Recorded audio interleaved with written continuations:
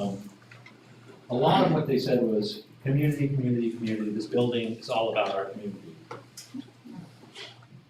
We also asked, what are you trying to do here? What is your desired outcome? For a student that comes here in kindergarten and leaves in 8th grade, what is your goal? We started with saying that we want our kids to have a lot of definitions of success. So we want students that do understand reading, writing, arithmetic, and are college bound. But we also want students that can build something with their hands, that can create things, that can work collaboratively with others, and that could go directly into the labor force and say, you know what, I was well prepared K through 8 to launch my life in any direction. We wanted students that were confident, open-minded, and we wanted to make sure that every student, we were able to accommodate personalized learning experience, which means students that need extra help get extra help, that we have space to do that. Students that can work at a higher level have the ability to work at that higher level, and we have space to be able to do that. They did ultimately want students at the end to be critical thinkers and problem solvers that work well with others and are employable, functioning adults. That's the big goal, and that every space we create should be working in that direction. So if we tell them we want you to work collaboratively with others, one of the things we said was, well, where are they going to do that? And we're going to need some space that they can collaborate with other kids, with small groups, that isn't just teacher-driven. And they did note, of course, there's a lot of pride. They want students to continue to have pride in Deerfield as a community school.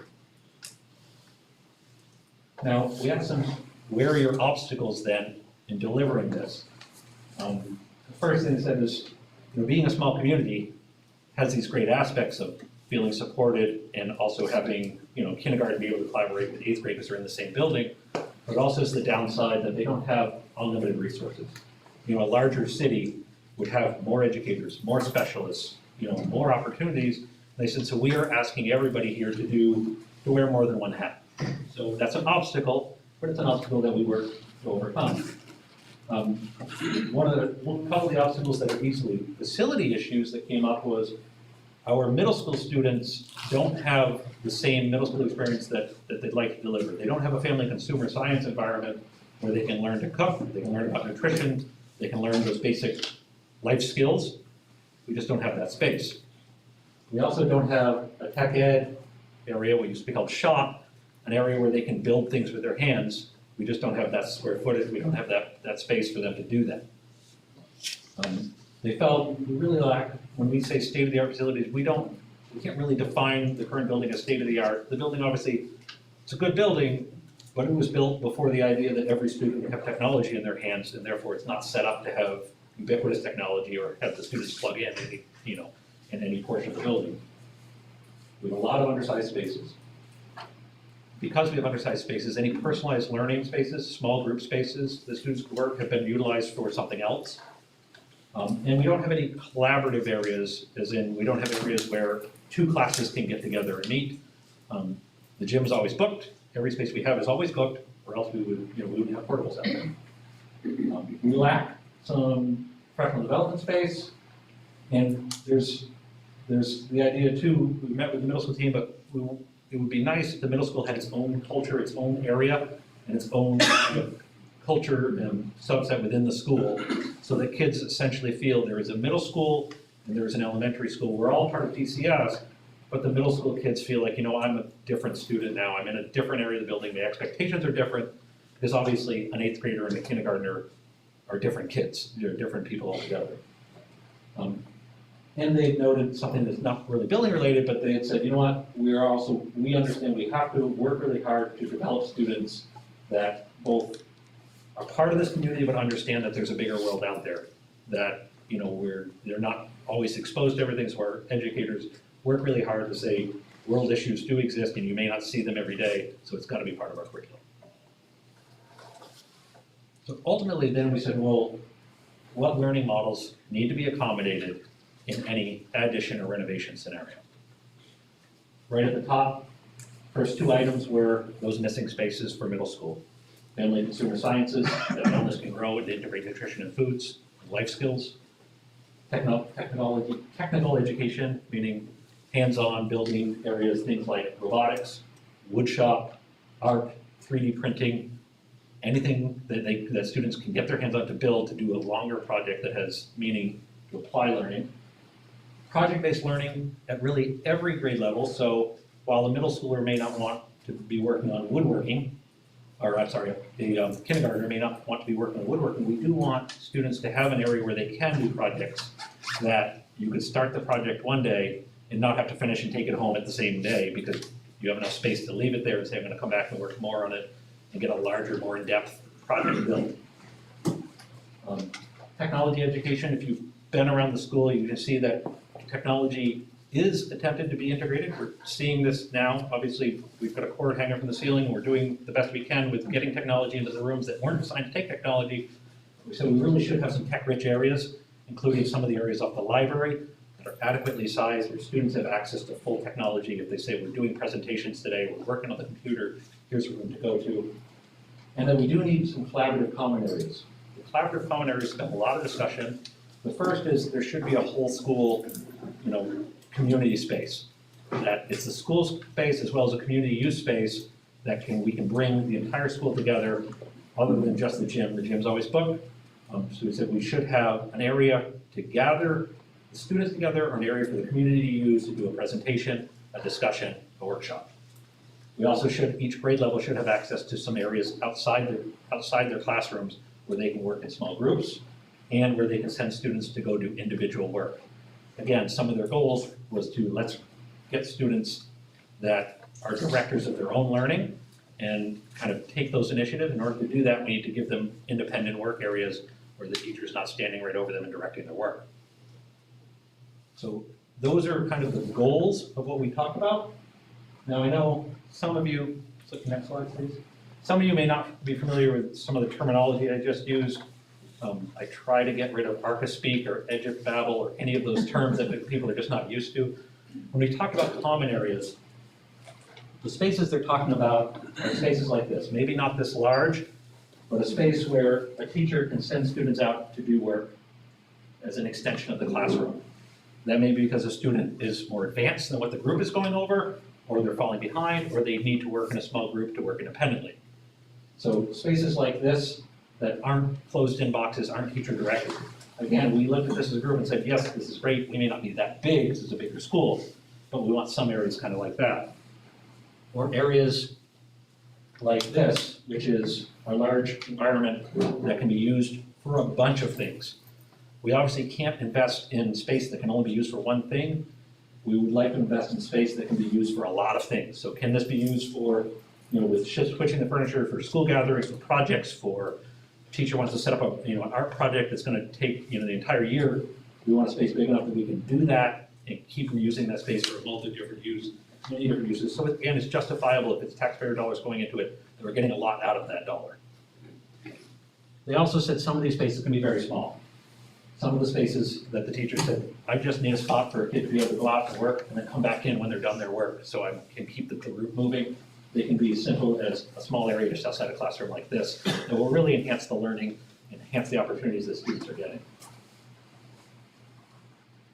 And we did look at other schools that had done this affordably and said, it could be as simple as taking the wall down, opening what used to be a classroom to a little common area that several teachers could share.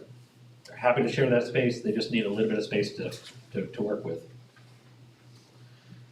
We did look at the project-based learning specific to middle schools, and what they really described was things both that look like this, where students are building, engineering, and doing things like robotics and higher tech stuff that jobs of the future are really demanding, as well as integrating more traditional things like wood, cardboard materials to build something.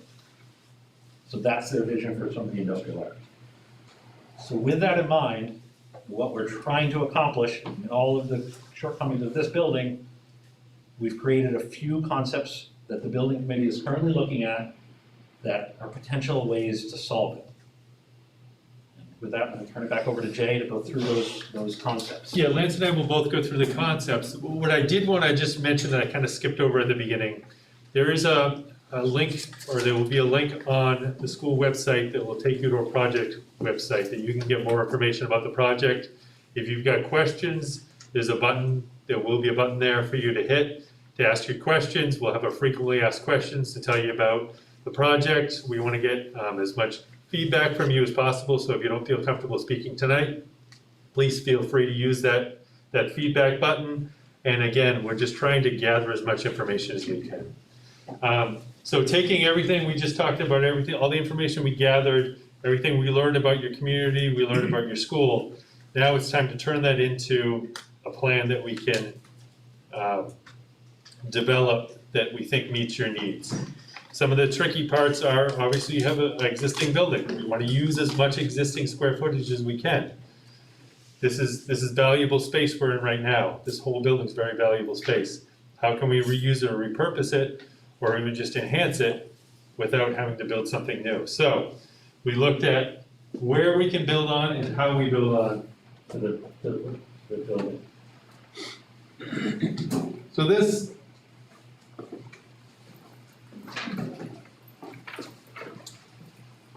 as you entered the school today, you come off, you enter the school, this is the existing school right here. Does everyone know where we are? The pond is here. The fields are right back there, back here. Everyone have a rough idea what we're talking about. The parking lot, and we have the bus loop that happens right out there, the existing school. And this concept is adding on to the front of the school. As we looked at all the area around here, the front of the school seemed to be one of the most logical places to add on to the building. So by putting a new piece in the front of the building, it would look something like this. So as we're looking at the front of the building, we have a new piece that would come off. The lower part, or the under, the area you first walk into, would have our library, would have our music rooms, would have our art rooms. In addition, we'd also have a secure main entry, secure nurse area, all the admin support space on the lower level. And the center part of this would have that community common space that Lance was talking about. The space the community could use for after-hour events, and the school could use during the day for events throughout the whole day. So our goal in this concept was renovate the building in place, take out a couple walls to be able to create the missing spaces, like the small group areas, special education areas, a large enough nurses area. And in doing that, replace both the portables as well as the classrooms that were pushed out of this building to give us, to size the areas, and build that two-story wing out front. The goal being community spaces are still focused right in the building. You still have, the community still have access to the gym. You have a large community gathering area that the school can use during the day for projects, and that the community can use in the evening for events or for meetings. But we're trying to create that, and we also did note everything we do has to be feasible, because obviously we're not going to send the kids home, at least not again.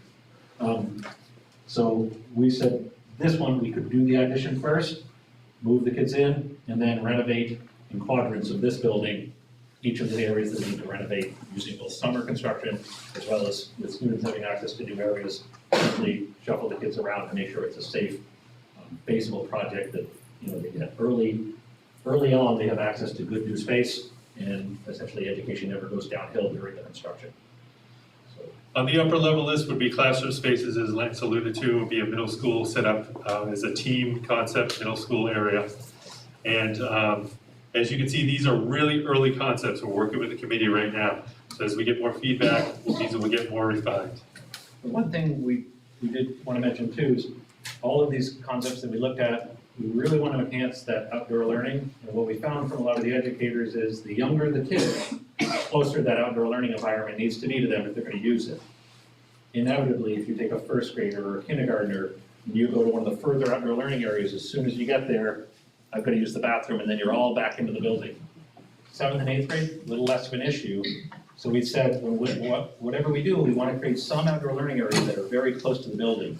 On this concept, we looked at having those outdoor learning areas right here where they can be secure, but they're very close to the kindergarten and the first graders, so they can get some outdoor learning in and not So that's option one. So option two, again, orient yourself. This is the existing school. This would be adding on to one side of the school. So we still keep the loop, the drop-off loop the way it is. We're gonna do an addition similar to where the portables are now and then out to the front of the school. That would look something like that. Again, this is the front face of your building right now. There'd be an addition coming off the other side there.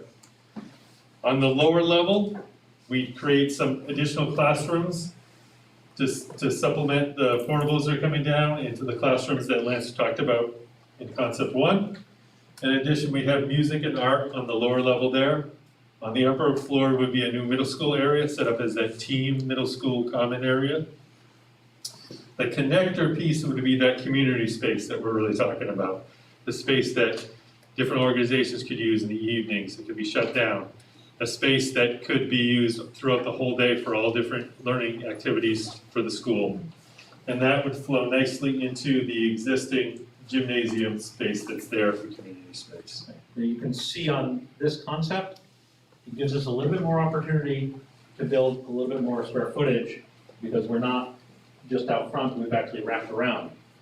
So in this concept, we have the opportunities, right now, most of your grade levels have about 3 classrooms per grade based on a student population. And then you have bubbles that come through that demand 4. That currently you have that bubble in your 7th grade, and kindergarten needs a 4th because of their numbers. So on this concept, we're able to build a couple extra classrooms to be able to accommodate those bubbles as they keep coming through your system. Even if your population doesn't grow exponentially, you still have those waves of kids coming through. This gives you a little bit more square footage and a little more flexibility to do that. You can see the community space, compared to the last concept, the first community space was, about the size of this box here compared to the gym. This space a little bit bigger, so it's not, the community use space isn't nearly the size of a gym, but on this concept, it's between 1/3 and 1/2 the size of a gym, so it's a pretty good sized room that could be used for a myriad of things. It is a 2-story space, and it does have direct access to the community. You can use it after hours, evenings. During the day, that community access would be shut down, and it works as the hub between the 2 buildings, the middle school on the upper floor and the specials on the lower floor, offset. Again, it is feasible for us. We could build this building, then take out the portables, then build the connector, and then start working on renovation so we can keep the kids safe and productive throughout this entire construction period. So that's concept 2. What that would do is on the lower level here, it would take the classrooms and create a pre-K, K wing on the lower level and a middle school wing above that. And on this side, it takes a lot of those special spaces we talked about, art, music, and puts that into the connector. And this space right here becomes the new gymnasium. Moving the media center downstairs and creating a media center commons area in the center of the school and creating a new gym on the outside of the project at the perimeter. So the goal on this one, as we started talking about that student, the common area, and a lot of the diagrams that the educators come in and say, if there's going to be a common area that we all share, it should be smack dab in the center of the building so that we can have direct access to it. The one thing that's smack dab in the center of the building right now is your gym. So we said, well, what if we built the gym over here? That gives community direct access to this and reuses the gym for something else. The gym then can squeeze a lot of things in it. That is where we put our library, our media center, those project-based learning areas, and we essentially pack that and say, we're just gonna repurpose the entire gym, and we built your community one out here. Of the 3 concepts, this one, as you could probably guess, has the most square footage. That means it also has the most availability for flexing those bubbles that come through. And essentially, in this concept, you can easily get to 4 classrooms at every grade level if your population grew in that direction. In the short term, a lot of those other classrooms that are flexible spaces can be used for a number of things that we talked about that are missing, including professional development, including intervention, and kind of breaking those into smaller spaces. So these are the concepts we want to present tonight.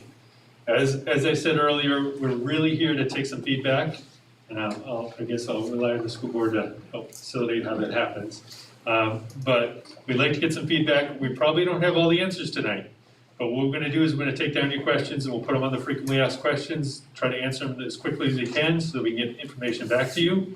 But we're really here to gather some feedback from you tonight. So if you can tell us, it's always helpful to say I like something, but if you can tell us why, like I like concept one because it does this, I don't like concept two because it does this.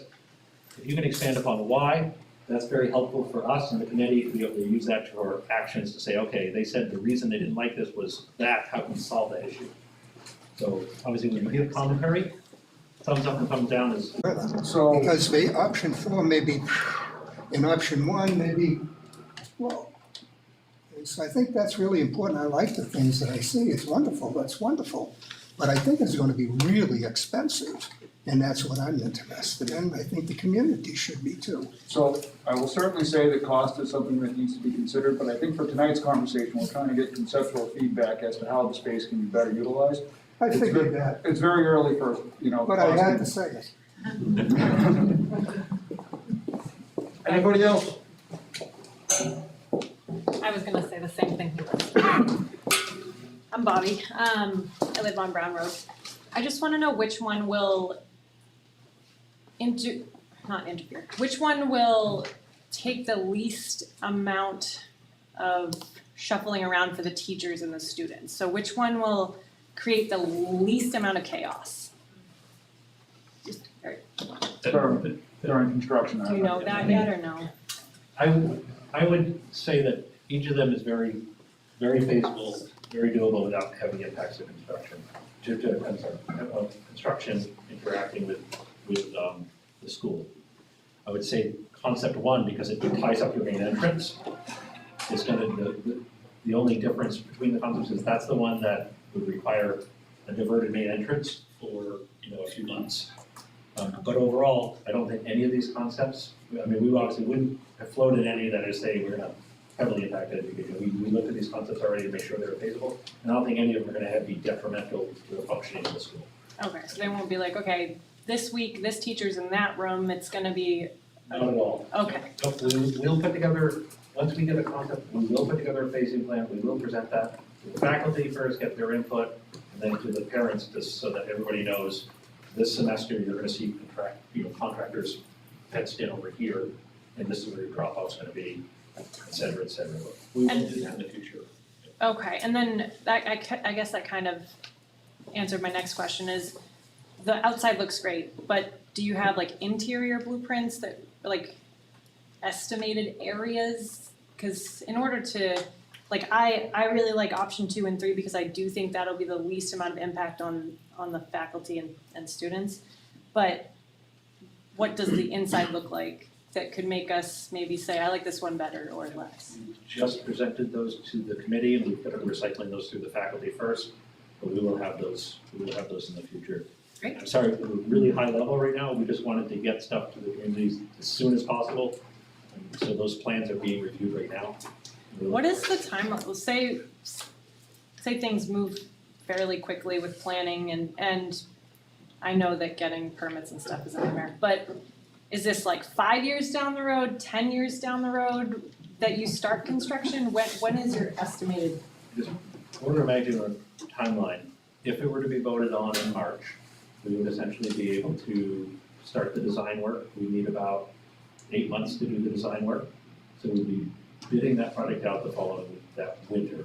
It's a good season for bidding in New Hampshire, that's when our bids are most competitive, if we can hit that January timeframe. Okay. Construction would start the following summer, and construction on a project of this size would be between 18 and 24 months. Okay. So depending on how the phasing works. It could go up just past 24 months to 2 years of construction, but things will be Oh coming yeah, online. things snag, I get it. Yeah, I get Things will be coming online, you might be 12 months in, you get the new gym, and then, 18 months in, you get this new wing, and we would bring those things online as quickly as possible, because we are gonna move students to those. None of the moves would be necessarily planned for, it's not gonna be like, hey, it's Tuesday, we need you all out of your rooms. It's gonna be like, there's a thought-out move over this coming summer break, we're gonna repurpose and move all the furniture for the 6th grade to go into that wing. Thank you. For anyone that's thinking about providing input, I think one of the important things to keep in mind is as a committee, what we're struggling with is, we don't, as a committee, wanna be the ones that pick option 1, 2, or 3. Obviously, the staff is gonna look at it and say, this is gonna create an incredible educational environment for us as staff. And yes, cost is a huge factor, and we can say, all right, well, let's just take the cheapest one that meets the staff needs. But we wanna make sure that we're not excluding the community, because for many of us who have grown up in Deerfield, the school has been a fixture of our community. And we think it's really important, whether it's tonight or whether it's through the website, that we get the feedback from as many people in our town, because ultimately this is going to, be an asset for all of us, hopefully. So whether it's ideas that you have, how the community could utilize the space in ways that we haven't previously been able to utilize the school. Nothing is outside of the box, so don't be shy in sharing those opinions. Obviously, yes, cost is a humongous factor for many of us in the community, and when we're trying to narrow down the options, that's an easy factor to take into account. What's harder is the what ifs or the abstract questions that we really want to, we don't want to be making a decision for the town any more than we have to be, so that kind of input would be really, really helpful, just to keep in mind. Any other feedback? We'd love to hear from as many people as we can. Hi, I'm Bernie Cameron. I had a question on this picture. Did you say in the left-hand building, the one down, that pre-K would be on the first floor and middle school would be on the second floor? We did, so kindergarten and pre-K would be on the lower level in the school. But do you really want to mix middle school with the really little kids? They'd be different floors, so they'd be very separated. The kids wouldn't intermingle, they wouldn't mix. But the thought process is, we can create larger kindergarten rooms that meet the standards with the bathrooms and everything they Yeah. need. If we create that pre-K and K on the lower level, and on the upper level, with the middle school concept of creating these common areas, trying to reuse some existing space in the building might be a little tougher than to build something new, so that's Yeah. the space we bring. To clarify Doesn't- too, the middle school would not enter through the pre-K.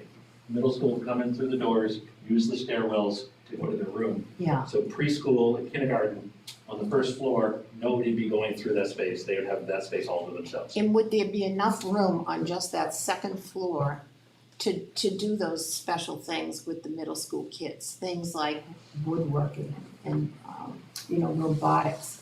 Just that one floor would be enough to do those things? No, they'd spill out into the other area, but some of those spaces you're speaking about could be used by the rest of the school too. So majority of them would be used by the middle school, Yeah, but there's opportunities for other grades to come in and do projects in there. Yeah. So we want it flexible that the whole school can Yeah. use, so it's still. So this is the middle school classrooms and their breakout areas and their common areas and their small groups. uh-huh, The special, the woodworking, yeah, and consumer sciences, that's actually over here, Ah. right?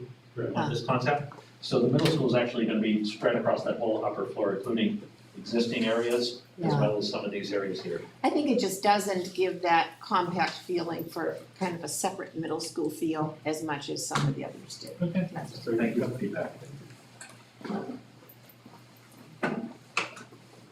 Anybody else? And if you want to see a different drawing when you come up, please just let them know and they can jump over it. Kimberly Black. I've got a kindergartner, so I've got kind of a long-term projection here. Some things that I like are the idea of separating out the younger kids from some of the middle schoolers.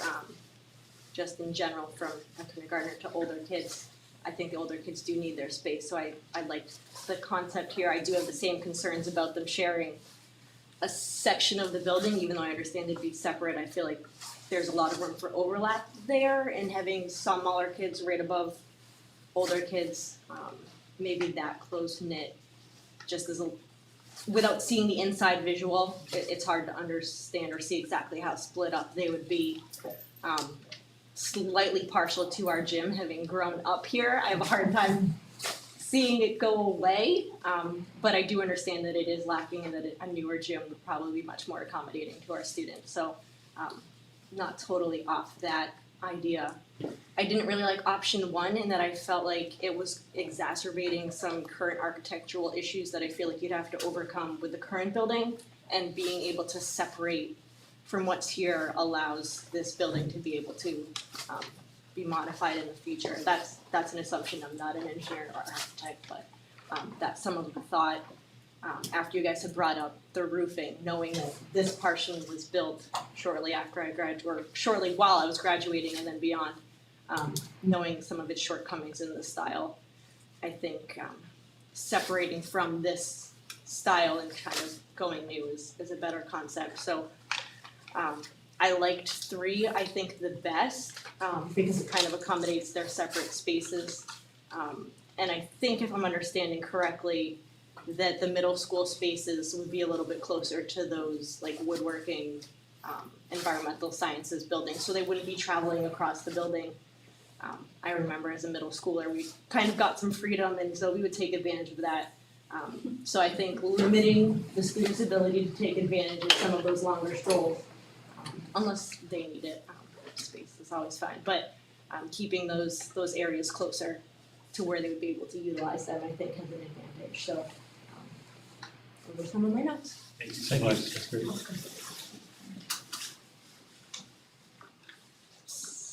Anybody else? Kevin, go ahead. Kevin Vervin with Karen Road, and I apologize, I forget which one of you said it, but did I understand you correctly that it's estimated at $15 million in repairs to this building before the addition, is that correct? Yeah, we're looking at that order of magnitude cost. I mean, what we're doing next is we are pulling on a construction manager to estimate all the costs. But in the amount of systems that need to be fully replaced and the amount of repairs we have, we're in that order of magnitude cost of, if you didn't need any square footage, that just to get everything back up and running, replace the roof, replace the mechanical system, fix any of the exterior envelope stuff, that we're in that order of magnitude cost, yeah. And that's total cost, not just construction dollars, that's cost of a total project. And that's what we try to always do, total project cost to get everything done. Yeah, appreciate that. So I'll ask a question, and if you don't know the answer, that's fine. If I was to average, all the options that you showed me, what's the order of magnitude cost that we would be looking at? Is there any idea of a ballpark? Thumb to the wind, nothing we'd hold you to, but any ballpark? We haven't done that yet. I mean, I don't want to give you bad information, we haven't done that. These are essentially hot off the press. Yep. We showed them to the committee literally an hour ago. And they said, all right, we're okay with show them to the community and get some feedback. We'll look forward to having that. I know it's a lens that we have to look at every project through, and we're not trying to not look at that. We just haven't gotten there yet, and that's kind of our next step. Great, thank you. Yep. Can you go through the options one more time? Thank you.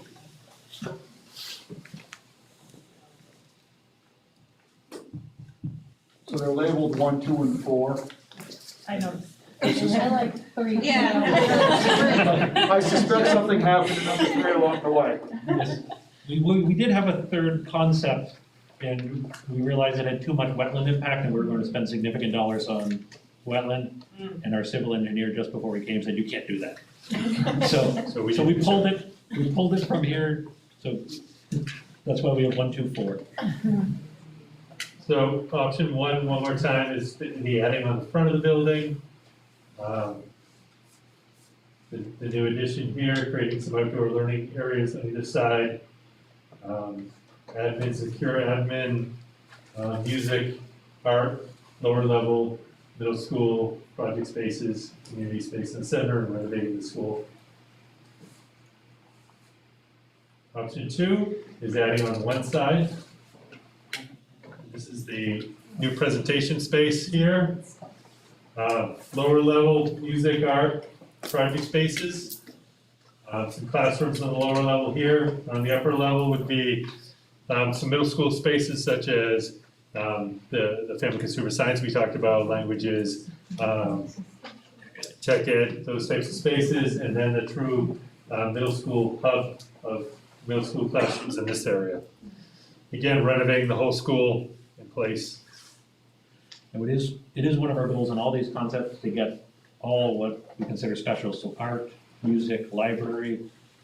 We'd like them to be on the first floor for a couple of reasons. One, they get better community access, but the other is fire code says that we're not supposed to have kindergartners or first graders on an upper floor, even for a portion of their day. So if there's a space that gets used by them, we're trying to get them on the first floor, and all these concepts do accomplish that, of pushing those specials down. And this is the fourth option where we talked about, we have a new education wing with pre-K and K on the lower level, middle school classrooms above. The connector with the spaces Lance had just talked about, music and art on the lower level. And then the spaces above that would be some of the family consumer science spaces and tech ed spaces. And then the new box would be the gym. And then we repurpose the existing gym as the hub or the heart of the school. It has the media center in it, has a presentation area in it, has a space where the school can meet as a community. And it also can be used as community space in the evenings. So, Too quick? Sorry. I was gonna say, what I may wanna add, and this is, again, so obviously, we're trying to solicit as much feedback as we can get.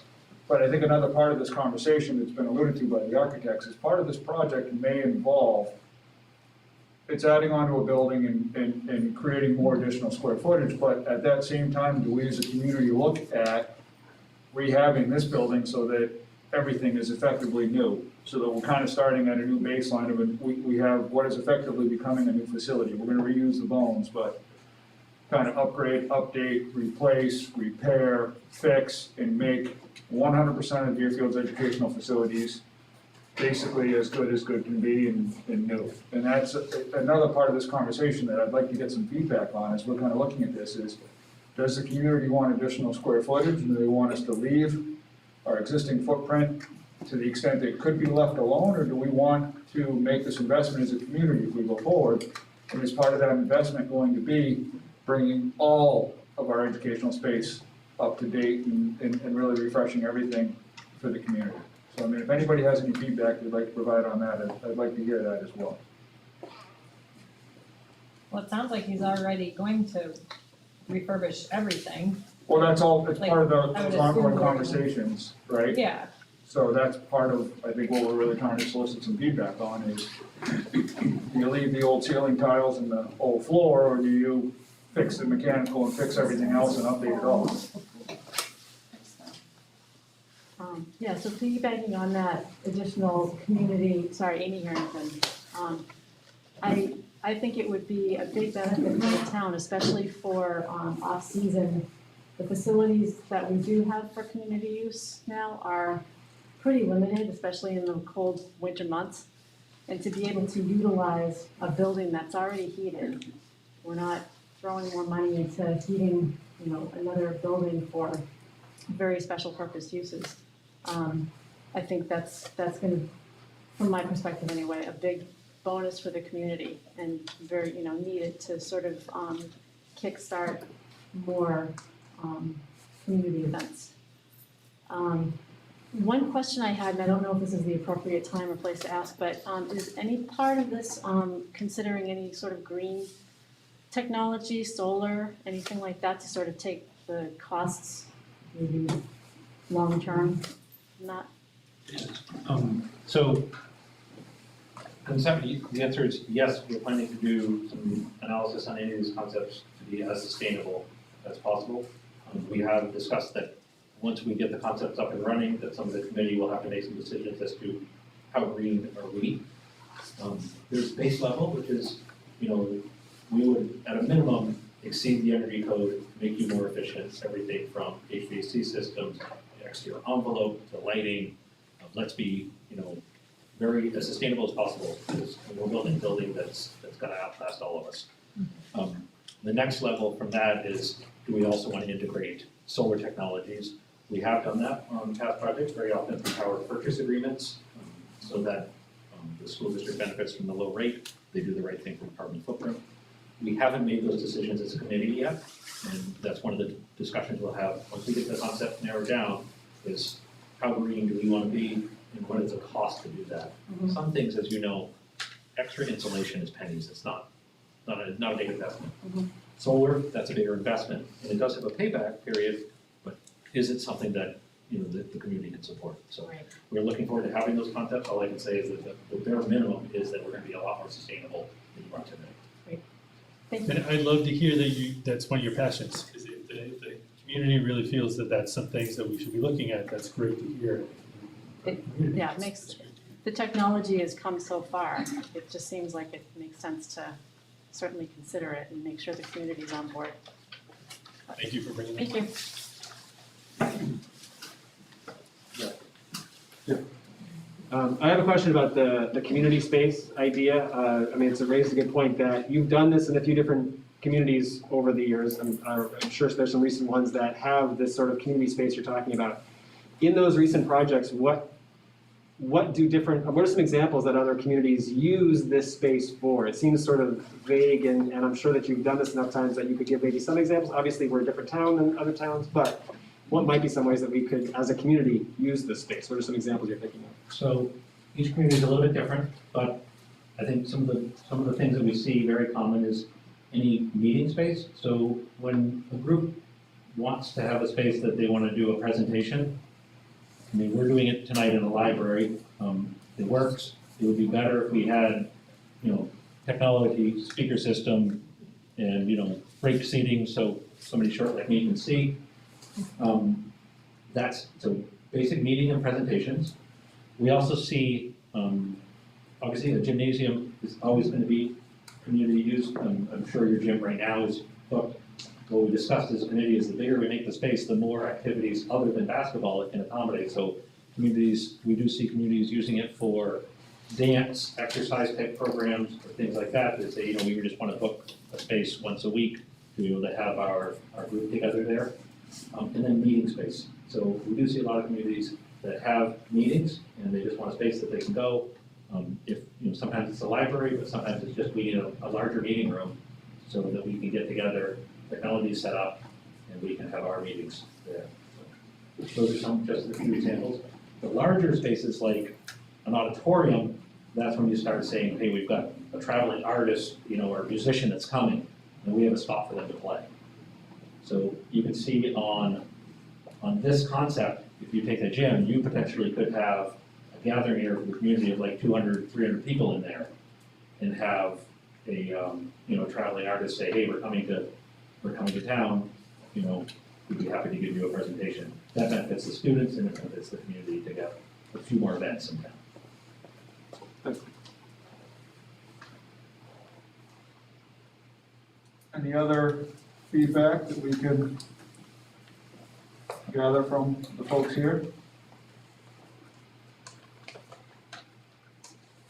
Okay, go ahead, please. So our next steps is, we're gonna work with the committee, we're gonna continue to take feedback, we're gonna continue to refine these. Our goal is to get down to a single option that we can then assign dollars to, that we can assign tax impacts to, that we can start informing the community about what we'd like to build, how much it costs, and again, continue to solicit feedback, and eventually take community input right through until we get to the vote. There will be a warrant article, it's planned right now for March. It should also be noted that throughout this process, even if you pass a warrant article in March, there's still a lot of decisions to make, there's still a lot of design to be done, there's still a lot of engineering, and there's still a lot of opportunities for communities to give input, to shape it. The only input we can't give after March is increase the cost. We can always decrease the cost after that, and we can continue to take input for community use. So I just want to note, tonight's the first night, it's not the last night, and you'll have a lot of opportunities to continue to say, I think you guys need to think about this, I think you really should make these modifications. And our goal is to keep the entire process open book and have regular meetings so that we can get it right. Will you have kind of like a survey or voting on the option that you present in March? Or in your warrant, rather? Our goal is to go in March with the best option that we've taken the most input on, and this is the best solution. I think trying to vote on several different options is gonna confuse people and it also will divide people. Let's get to the best option and put that one on the warrant article. Is it worth just as an informal show of hands, because I love to do this type of stuff for the moment? So based on what everybody here has seen, if we could flip back to option one, and this is just, if you're looking at these options, who here likes option one based on their 30,000 foot perspective? I see one hand. All right, if we go to option two. Option two. Well, that seems interesting. And option number, I guess we're gonna call it number 4. We lost number 4. And option number 4. Okay. Not necessarily the response I thought we were gonna get, but always interesting to see, so. Thank you so much for coming out. Yeah, and certainly in that regard, folks, we appreciate that end of it, and we're gonna wrap up and let these gentlemen go home to their families, and then we'll start our regular meeting here momentarily. So why don't we take a 5-minute recess? Does that work? Thank you, everyone.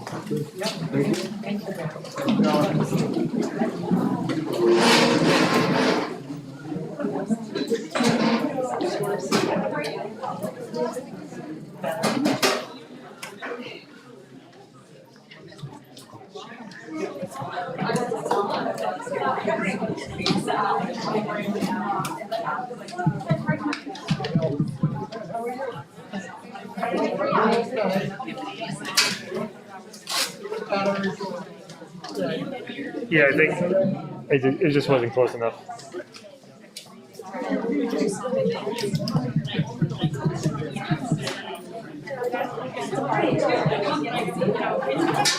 It should be good.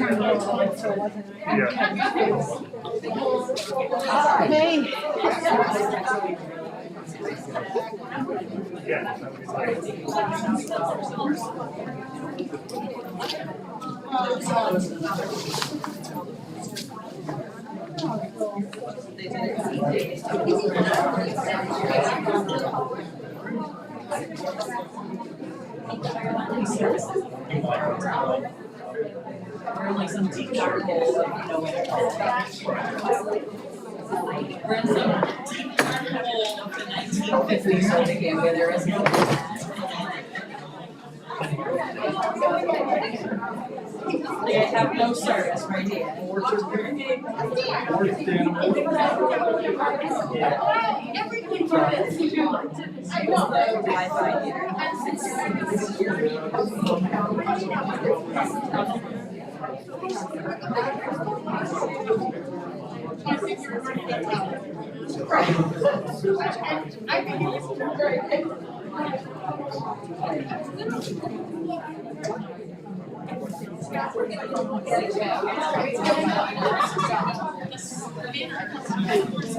Wi-Fi Success.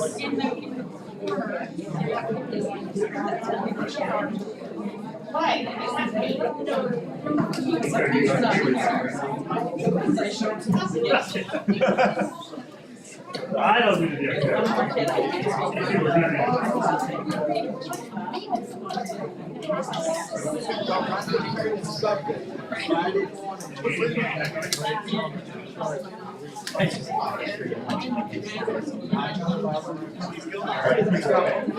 Oh, yeah?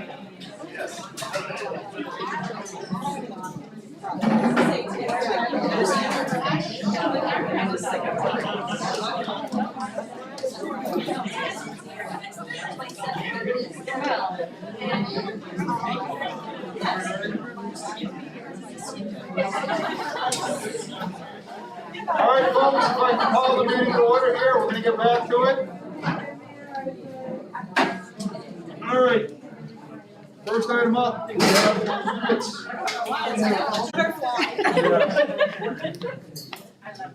Gonna have to send these to the principal. 5 minutes.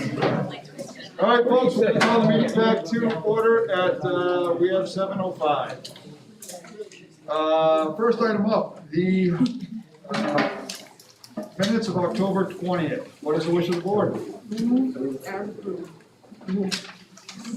Moved is written by Gigi, seconded by Nate Oxnard. Do we have any amendments to the minutes? Yes, I have a statement or question. Where are you, sir? I don't know where it is, but there's a language summarizing my motion that I made, which was in the middle of second, page 2, looks like. Is that right? Yeah. And it says, requiring masks in community school until a vaccine becomes available to children. That was not my motion. It was until students have the opportunity to be fully vaccinated.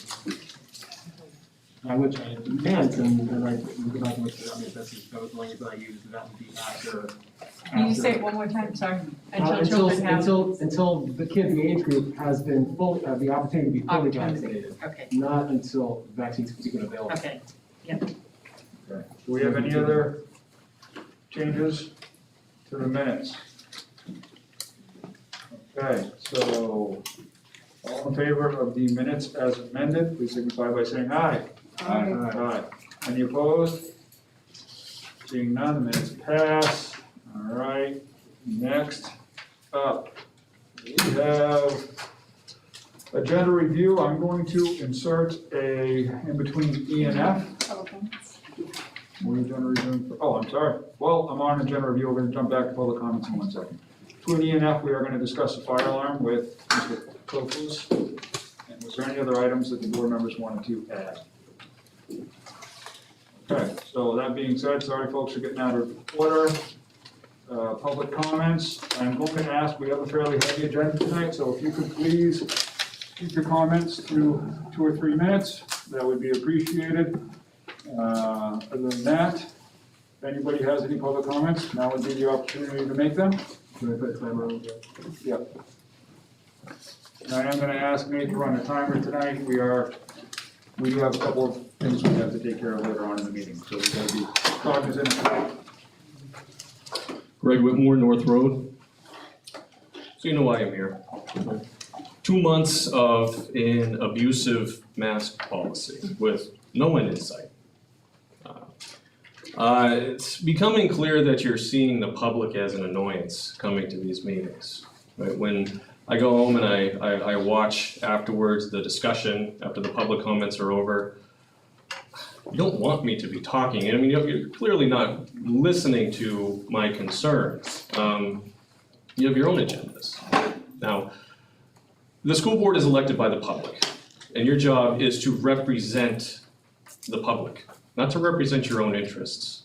And the public has been coming to you every school board meeting, making their concerns very clear, but we're not being taken seriously. I feel like that will probably change tonight. So, the last meeting, you finally made some honest comments, which was great. You push masks because you're worried about being sued. Does that sound about right? Right, you literally said that, which is crazy to me, to think that that's what it comes down to. You're worried about being personally sued, so you force this upon the students and the staff at the school.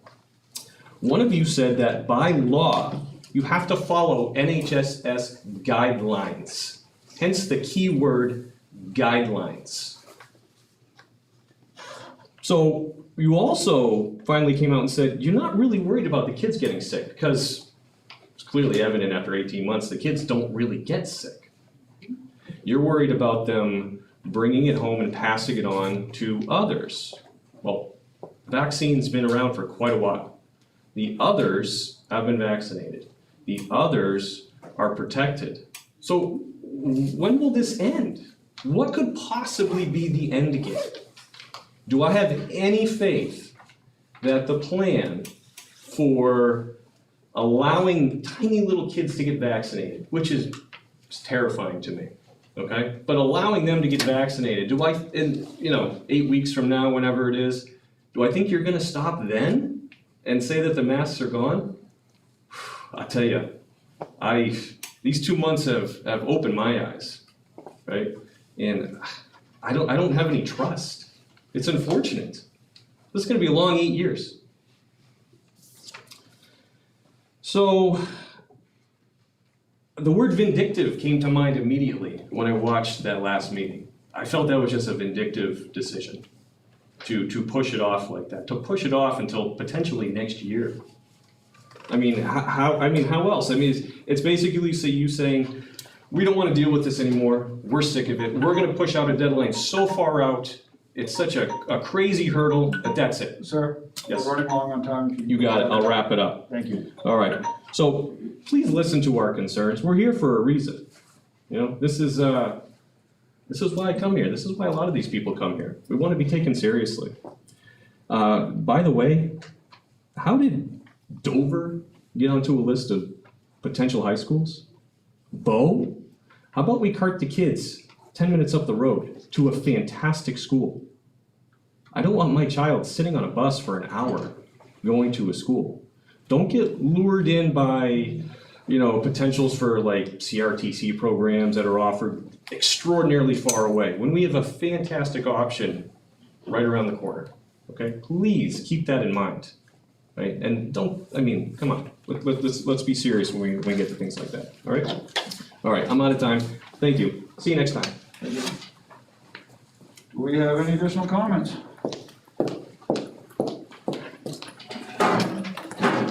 Hi, I'm Bobby Ann, I live on Brown Road. At our last school board meeting, Jeff asked for help with grassroots marketing. I emailed the board on October 22nd inquiring about the job and the details you needed.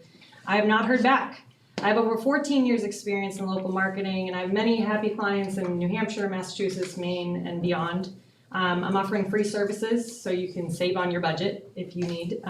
If you're serious about needing help, I'm here for you. Moving on, when asked to give an update on our town's high school issues during both last meetings, Nate commented, they're working on it. Who's they? That's like your job, isn't it? Zach suggested touring another school besides Concord High, and I appreciate that because there's been months of no progress. Have you toured Co-Brown yet? I know you mentioned you wanted to. Did you know that Co-Brown is ranked 29th best in New Hampshire, whereas Concord is only 48th? Not to mention it's 20 to 30 minutes closer, which will in turn reduce our bus fees. Did you notice that Co-Brown does not wear masks? They do not mandate masks. They are believers of parental choice, and they're excelling academically, mentally, and physically. Why don't you want the best for our kids? Your number one reason for denying our community's petition for our special meeting in reference to RSA 1972 was that we didn't understand how legislation works. Yet you're abiding by similar RSAs at tonight's meeting on the agenda. I just thought that was pretty funny. Your defense was that it would send the town the wrong message and make us think that our town could govern itself. We live in New Hampshire. It's in the Constitution that we have the right to vote on things. You also mentioned that our special meeting would cost too much money. The board is all volunteer. We already pay Patty Sherman more than $132,000 a year for her salary, no matter how many meetings she's attending. So what right do you have to judge what fundraising and volunteers we could have for our special meeting? You didn't even consider that. Perhaps that it's time the board should educate themselves on local legislation and get to know their community. At our last school board meeting, it was also mentioned multiple times that parents don't complain about the school's drug policy.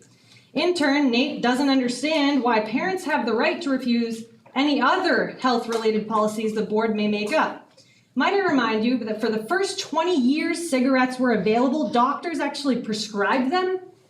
The doctors that you trust and you look to from 1930 to 1950 prescribed the very cigarettes that cause cancer today, and they were allowed in public schools. Doctors may tell you to do something like smoke or mask up, but that doesn't mean that it's healthy for everyone. Just because you idolize current doctors and make elaborate claims to try to control the nation does not mean that they won't be seen. I know. I got you. They won't be singing a different tune years from now. Facts. Masks make our children breathe extremely unhealthy carbon dioxide levels all day long.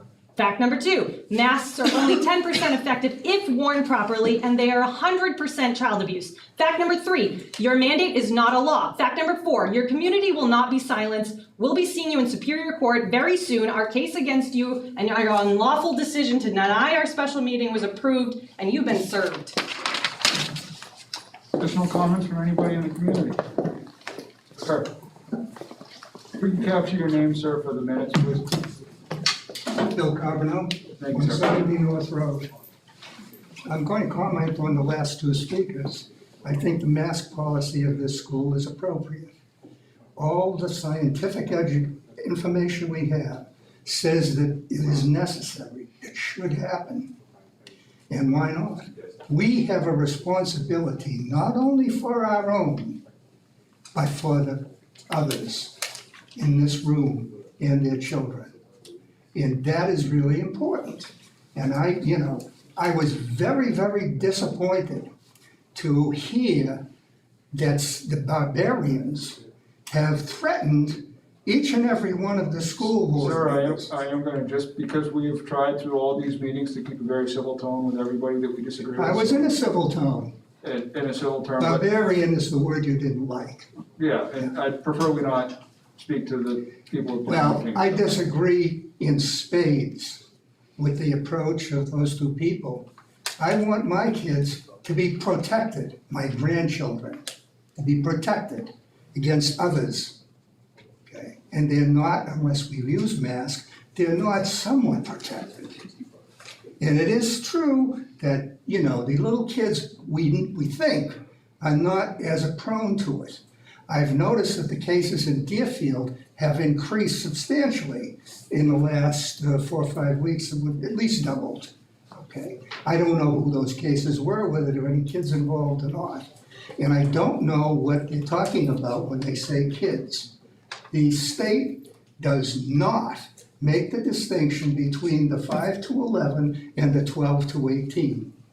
And they need to do that. I'm very disappointed with the state as well. Those are my comments. I still vote for masks. Thank you, sir.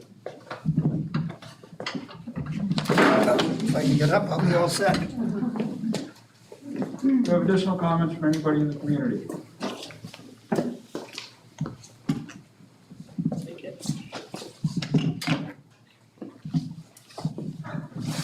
Brian spot for the rest of the meeting. I'm sorry, I missed that. That's a duty unassigned, Brian, is to stand on the mic.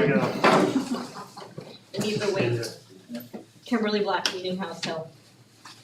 Week 7 that my child hasn't been in school, but you're probably not counting, and not one of you could possibly comprehend the burden your mask policy is imposed on my child and my family. Never in my wildest dreams did I envision that this is what fighting for my child's rights to an education would look like, or that it'd start in kindergarten.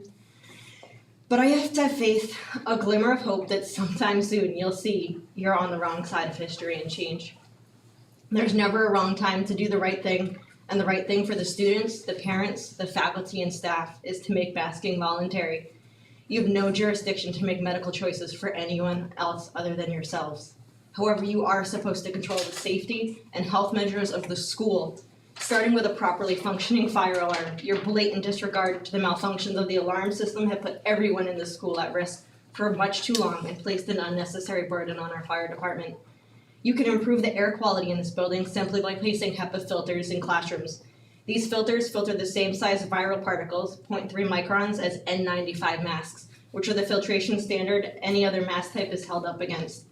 The air filters would also filter mold, dust, pollen, and bacterial particulate. This would directly contribute to a healthier environment for everyone, all the time. You can improve the safety of our high schoolers by immediately acting upon high school choice. You've already forced the burden of transportation onto the parents by failing to contract with a bus company that can fulfill their contractual duties. Dale has fallen further and further behind every year. It's unacceptable. Broaden the high school choice to wherever a family chooses. Student success should be your overall goal, and our high school students' education shouldn't be for sale to the lowest bidder. It's time for you all to do better. Remove the masks and step up or step down. Thank you. Additional comments from any other community members? Mr. Hutchinson?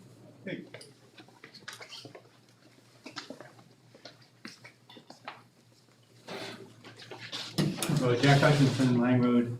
Hey, I did the school board thing for a few years, about 30 years ago, and I know it's just a really hard job, and I just want to say thank you for the work you do and the pressures that you feel. And I know you're doing what you think is right about masks. And makes sense to me. I think I'd be in the same place if I were in your shoes. But I know it's hard to sustain under the pressures we're under. Anyway, just thank you. Thanks a lot. I'm glad to hear that the comments tonight have been pretty civil. That's really, this is the way it should be, you know, people get to step up and say what they think. And I think carrying on the process like this, that's what works. Well, thank you very much. Thank you, Jack. Additional comments from any other community members? Right here. Sir? Cooper North Road. Every time I come here, it becomes apparent that this is just an oppressive regime. I hear about all the negative things that you guys force us to do and force upon us. And maybe I'm just lucky, but I guess I don't notice that. Immunizations. We have to show you that to go to school. But somehow when we ask someone to wear a mask, all of a sudden there's a concept of medical freedom.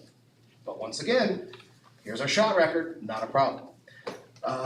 There's accusations. Guys, these are live streamed. These videos are live streamed. They're also archived on YouTube. If you log into YouTube, it's free. You can click on the settings, you can look at the transcripts, you can actually read it, click on it, and go back to the timestamp. So when you hear these declarations of they said this or they said that, go back and watch the video. And I'd also like to point out that if you start a sentence with fact, it doesn't necessarily mean it's a fact with what you end it with. There's declarations that are made all the time. That doesn't mean that they're necessarily true. And there's a lot of whiplash that goes back and forth. Don't trust the scientists, but at the same time, look at the studies where the HEPA filters, filter out 0.3 microns. We'll believe these scientists. At the end of the day, what we're trying to do is come to a consensus of what the best thing to do for the children and for the community. Universally, it's wear a mask, vaccinate your children, vaccinate yourself. Right now, we don't have the luxury of vaccinating our children, so you guys have made a decision, a difficult one, an unpopular one, to ask our children to wear a mask while in school. I don't think that's very oppressive. We have bigger also asked you Sir. to sit at the table to speak too, and you refused to. Sir. Sir, we have kept this respectful for a number of weeks. I'm gonna ask that we continue to maintain that. You're welcome to have comments when this gentleman is complete. How come everybody sits up front except for this guy every meeting? His voice projects clearly, sir, and if you wanna make your comments from the back of the room, I'll allow you to do that as well. But please, we have maintained a respectful tone for weeks and weeks on end. I am not gonna have that end. Please continue, sir. Yeah, so I don't go up to the communal microphone during the viral pandemic because I don't feel the need to cohabitate with a microphone, especially when the whole point of going up to the front with a microphone is to make sure that I'm heard. I'm obviously heard because every time I speak, though I'm quiet during every other interaction, I get interrupted. The end result is, once again, you made an unpopular decision, and it's for the safety of the kids. Thank you. Additional comments from the community?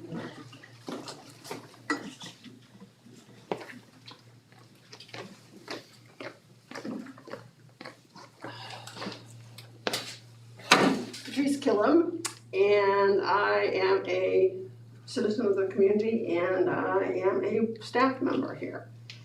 I am due to retire this year from the school after almost 20 years. And I appreciate the fact that you decided to make one decision and leave it in place for masks that keeps stability, consistency in all of us. For the parents, for everyone, even those that object, they know there's a consistency that their children know what to expect.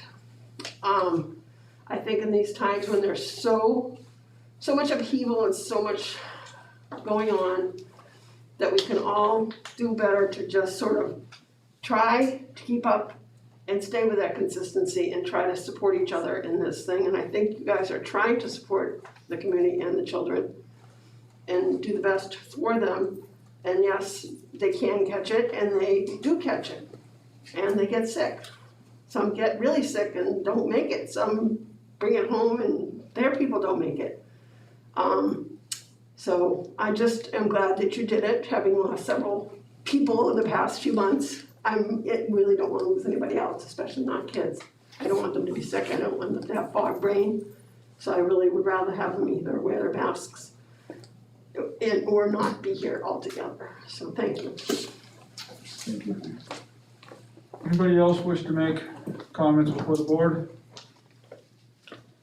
If not, we are gonna move on. If there's anybody else, I'm in last call. All right. Thank you to everybody that made comments tonight. As always, we try to allow everybody to have an opportunity to voice their opinions in a polite and respectful manner, and I appreciate that this community has been doing that these past weeks while we have been having discussions that I don't think anybody has wanted to have. So thank you all for participating. I certainly appreciate it, and thank you for providing the feedback to us. With that being said, we have some additional items we're going to be moving on to. I do have, under review of correspondence, we had a number of emails. The theme has been consistent regarding support for masks and support for optional masking, and that has been a fairly consistent theme. I have felt like, and I would like to ask, I guess, for an opinion from the board and possibly an opinion from the superintendent, that it may or may not be, and this most certainly isn't anything I would be enacting tonight, but should we consider adding the emails that we received that are addressed to the board in their entirety to the meeting minutes so that they become part of the record? And so that is a question I think I would float out to the board members, and it's not necessarily a question I'm looking for a response back tonight, but any emails that come to the board or a board member that do not contain student-specific information, technically are subject to public review. And the thought process behind that is should we just be including them with the minutes right out of the gate? So if any of the board members have feedback on that, I'd love to hear it. Again, not something I'm looking to enact tonight, but maybe an upcoming or future conversation down the road if we want to have it. Nate? I mean, in one sense, the emails that we receive are, I would say, from some people in lieu of the public comment here at the meeting, so it could be looked at as sort of the same thing as comparable to a public comment in the meeting. Unless they are intending for them to be confidential or private emails, how would we be able to tell the difference between the intent of it being confidential or not, and is that such a thing? Is there any such thing as a confidential email to an elected official anyway? No. No such thing. No. So unless it contains student-specific information, Patty, I believe it is subject to public review, correct? Yes, and it's between it's to board members. Yes. So, I don't know. It's something I've been thinking about. I feel like the people that are sending emails, I feel like some of them are sending them and they want to be heard, and I wonder if that is an appropriate mechanism to allow them to be heard as to attach to the public record, i.e. our meeting minutes. If any of the board members have commentary on it, great. If not, it's something maybe we can kick around at our next meeting as another thought after everybody has a chance to speak on it. Hey. Is there something, a statement that the NHSBA or some other body would have an opinion on? I mean, emails are a relatively new thing, right? I mean, not super new, but relatively speaking. So I wonder whether there's any sort of, I don't know, precedent. Not that I'm aware of. I've not heard anyone ask that question. This is what happens at 4 a.m. Well, no, it's an interesting idea, I like it. All right. To think on it. All right. Any other commentary from the board regarding some of the emails that we received? No? Jeff? Yeah, I mean, clearly. You're holding something in. I just want people to be able to also communicate with us in confidence, not in confidence, because obviously it is subject to public record.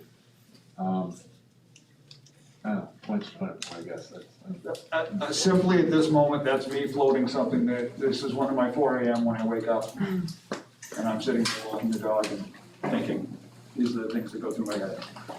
All right. I'm just gonna say that, I probably need to chew on it some more. The more I feel like we as a board can, give people avenues to feel heard, is good.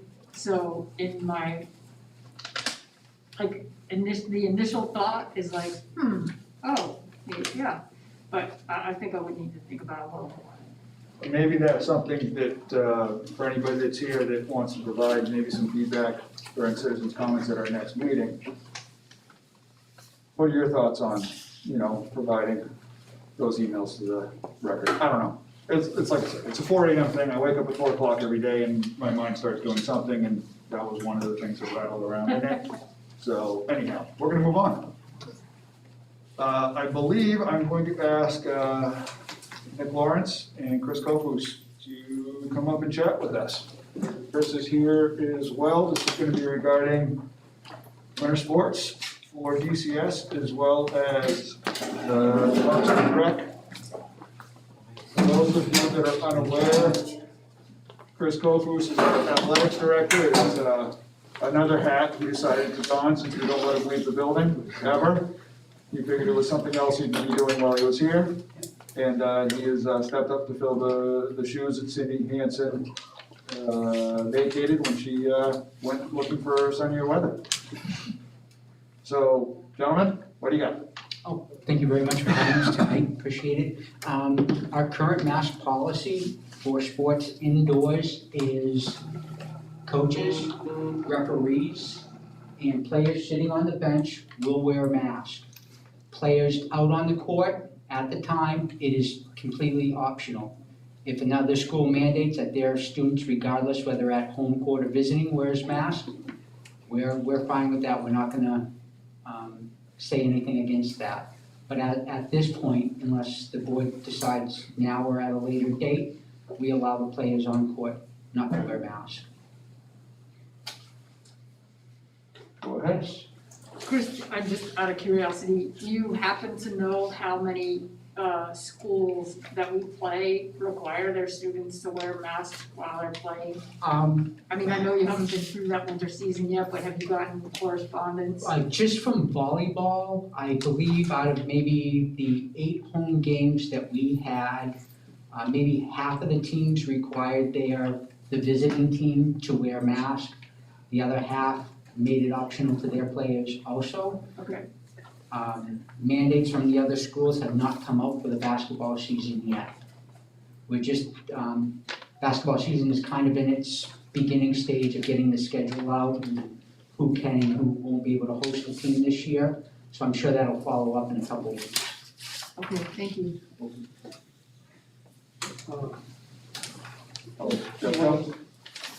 Question, concern I've heard, and it makes sense, is that, if there is a mask mandate on the court, that mouth guards are obviously an issue and a concern.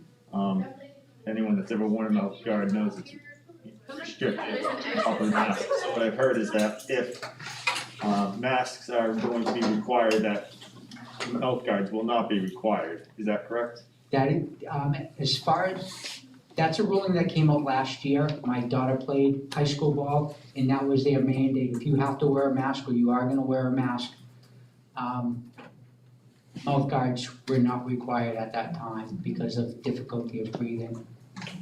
So, as if the NHIAA decides on mouth guards in, then we'll have to go with that, or the school board wants to come up with an opinion on that, we'll follow that. Hey, what happened last year regarding mouth guards and masks? Because last year, everybody was wearing masks, is my understanding. In the high school league. No, sorry, in here, at DCS. You know what, I wasn't athletic director at the time, so I do not know what they were doing. I'm honestly drawing a blank. As I understand it, they were not wearing mouth guards. Well, they were not. I believe that was at least for the girls' coach, that was what I believe was relayed at the meeting last week, Brian? That's correct. Or Chris or somebody. So I think the question before us as a board is Chris has obviously notified us as how he would like to proceed. Obviously, Mr. Lawrence is also looking for some level of direction as we left him at our last meeting with to be determined on that aspect of it. So the board needs to ultimately decide if we are going to ask the players, or not going to, if we're gonna allow the players to not wear masks, follow the court or not, and if we should make a distinction between the middle school kids who have had the option of being vaccinated versus the younger kids, which unfortunately would affect your group more so, Nick, than necessarily ours, but, you know, if there's a differentiation there. So that would be, I think, where the proper mantle to pick up the ball and start the discussion would be. Yeah, on that note, so I would make a motion that we allow the middle school, 7th and 8th grade basketball teams to play per Chris Kofu's, sorry, I butcher it every time. Okay. Recommendation, in that we require Parks and Rec to be masked as long as the current mask policy is in place at DCS. Okay, so that's a motion to allow and I wanna pause for 1 second. Do we have a second for discussion, or? I'll second for discussion. Okay, so my question for you, Chris, is the middle school girls team constitutes, is it 6, 7, oh, I'm sorry, middle school teams, I apologize. I think girls is my daughter. But that would be 6th, 7th, and 8th grade that is eligible to play? Correct.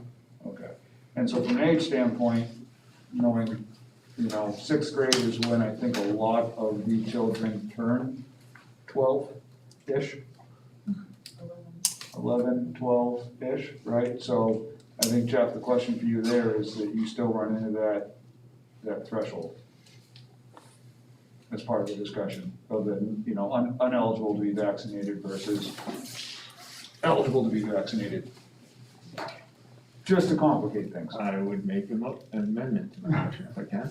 Why don't we rescind it, is maybe easier, and let's have the conversation first. Okay, I'll rescind my second. I'll rescind my motion. All right, so let's have the conversation, I think, first, maybe. Nate? What are you proposing to happen during practice, when presumably a bunch of athletes will be on the floor running around? Does that constitute wearing a mask or not wearing a mask? And are you gonna have a whole team not wearing a mask because they're on the court?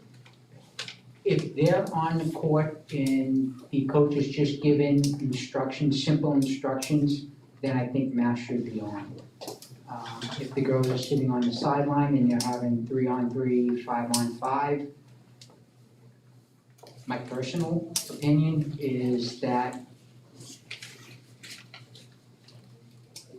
masks should still be worn to keep the safety of all the students. So is your opinion is just across the board, we should require masks for the season? Yes. Okay, so we have an opinion from Chris that this year we require masks. Exactly.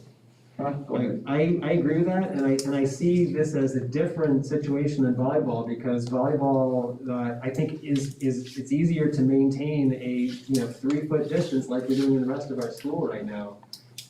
And maybe it's more, maybe it's 4 or 5 feet when you're playing volleyball. I have not seen a middle school volleyball game recently, but compared to basketball, where you are right in the face of some of your opponent or your teammate, and there's a lot closer contact, so I would put this in a very different category than volleyball, and so I would agree that I think that as long as our school has a policy about wearing masks, we should be consistent with our athletes as well. So I just happen to pull up, just quickly, because I looked before in general, but not on the CDC website about sports programs. So I went on the CDC website regarding sports programs, frequently asked questions, and asked about the recommendation, and the top of the screen says cases are extremely high and hospitals are seeing increased hospitalizations and deaths.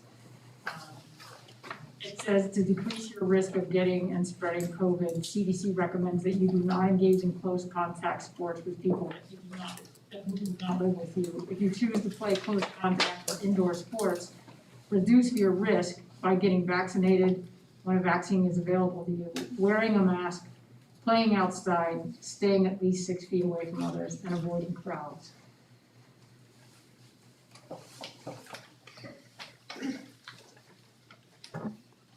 You have thoughts? So I guess one of the questions I have is if we go, require masks, would we tie it to our Existing policy? Existing policy, once vaccines have become eligible to, splash the building that it is to be vaccinated. If we change our mask policy at the school to optional, would that then change with our basketball policy as well? I like the idea of tying together, I think, the schools in tandem with our athletics. Yes, I would agree with that. All right, so that sounds like more of a general direction is that we're gonna, really what we're looking to do is we're looking to tie that, the mask policy for athletics is gonna be tied directly to the school's standing mask policy. I think we should be consistent. All right, does that require a motion, Patty, or does the policy that's in place cover it? Up to you. I'll move that our winter sports season follows the school's mask policy. Second. Moved by Nate Oxnard, seconded by Jeff Kelly, that we follow the athletics department, use the existing mask policy for the sports season. Nick, that would apply to you obviously as well, or your players. Any additional discussion? That's anything we haven't thought of, anything else needs to be. Questions, gentlemen, before we act on this? Do we know the latest timeline of when the vaccines will be available? You know, it's funny, I was at the pharmacy the other day talking to the pharmacist, getting my flu shot.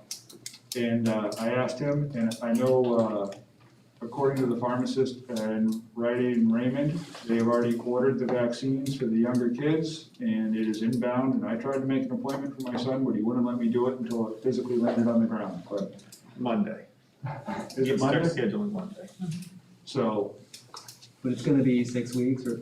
5 weeks 5 weeks. potentially to allow a substantial rollout. But the good news is it sounds like we're very close to being in a better position than we were 3, 4, 5 months ago. And I certainly think this board is going to look, hopefully, to readdress everything once vaccinations are readily available to our younger population. Additional questions, Nick or Chris? I know we're kind of handing you both a bag of lemons here, but someone's got to make lemonade. All right, that being said, the board needs to act on the current motion. So any other questions from the board or comments? All in favor? Aye. Aye. Gentlemen, thank you. Thank you all. Nick, thank you for coming and sitting through that. I appreciate your time tonight. I'm sure you want to go home. I appreciate it. Thanks, All guys. right. Good night. Now, Chris. You two should get to know each other. All right. Mr. Chris. So why don't we talk about our beloved fire alarm panel, which I just want to add, we have gotten every possible moment of use out of. Maybe about a week extra. Do you want a recap of from start to today? If you're going back all 20 years, I think you can skip about 19 and a half of them. Okay, last Thursday, we had a surprise fire alarm conducted by the chief, Matt Fisher. It failed due to communication not leaving the building. Called in the fire alarm company, Hackworth Fire. They gave us a solution at that time by bypassing the wire into our regular alarm system. It seemed to work at that time. When you say alarm system, you're saying security versus fire? Correct, security alarm system. Just want to make sure everybody's on the It same. seemed to work for that one test. Later that night, it went off and the fire alarm was, our security system was notified of a fire, which police and fire responded to. At that time, it was there was no fire, no activation of the alarm system, the fire alarm panel. At that time, the chief again pulled the station to see what was gonna happen. No communication outside of the building to central alarm, and no devices on the second floor activated. So it was just like nothing was happening on the second floor. Monday morning, called in our fire alarm company and they installed a cellular communication, which does not use a phone line, it's purely cellular. We tested it twice and that is up and running. If we pulled a pull station right now, I'm sure they would get the alarm, which would be passed on to Deerfield Fire. We tested the upstairs twice on Tuesday, because they came back and I'm sorry. We also have a fault on our fire alarm panel, which we can't get to clear. We've discovered two things on the board that is giving us the problem, with burnt fuse. It's not a pull and plug in fuse, it's actually soldered right into the board. So to say you're gonna tamper with a fire alarm panel board is a no-no. We are lucky enough that our contractor found a board that is ordered. I don't have a lead time on it now, but I'm hoping to receive word hopefully tomorrow of the lead time, and we can move forward with that. Right now, the contractor he feels the board is the trouble, and it's not something with a device, because when we tested it twice on Tuesday, everything worked correctly. We had no issues at all. So discovering the burnt fuse and whatever else might be going on with the board that we can't see, we're hoping that will take care of the problem. If not, then we need to have a discussion at a later date about putting in a temporary panel just to cover our 16 zones until we can make plans for a brand new system to be installed.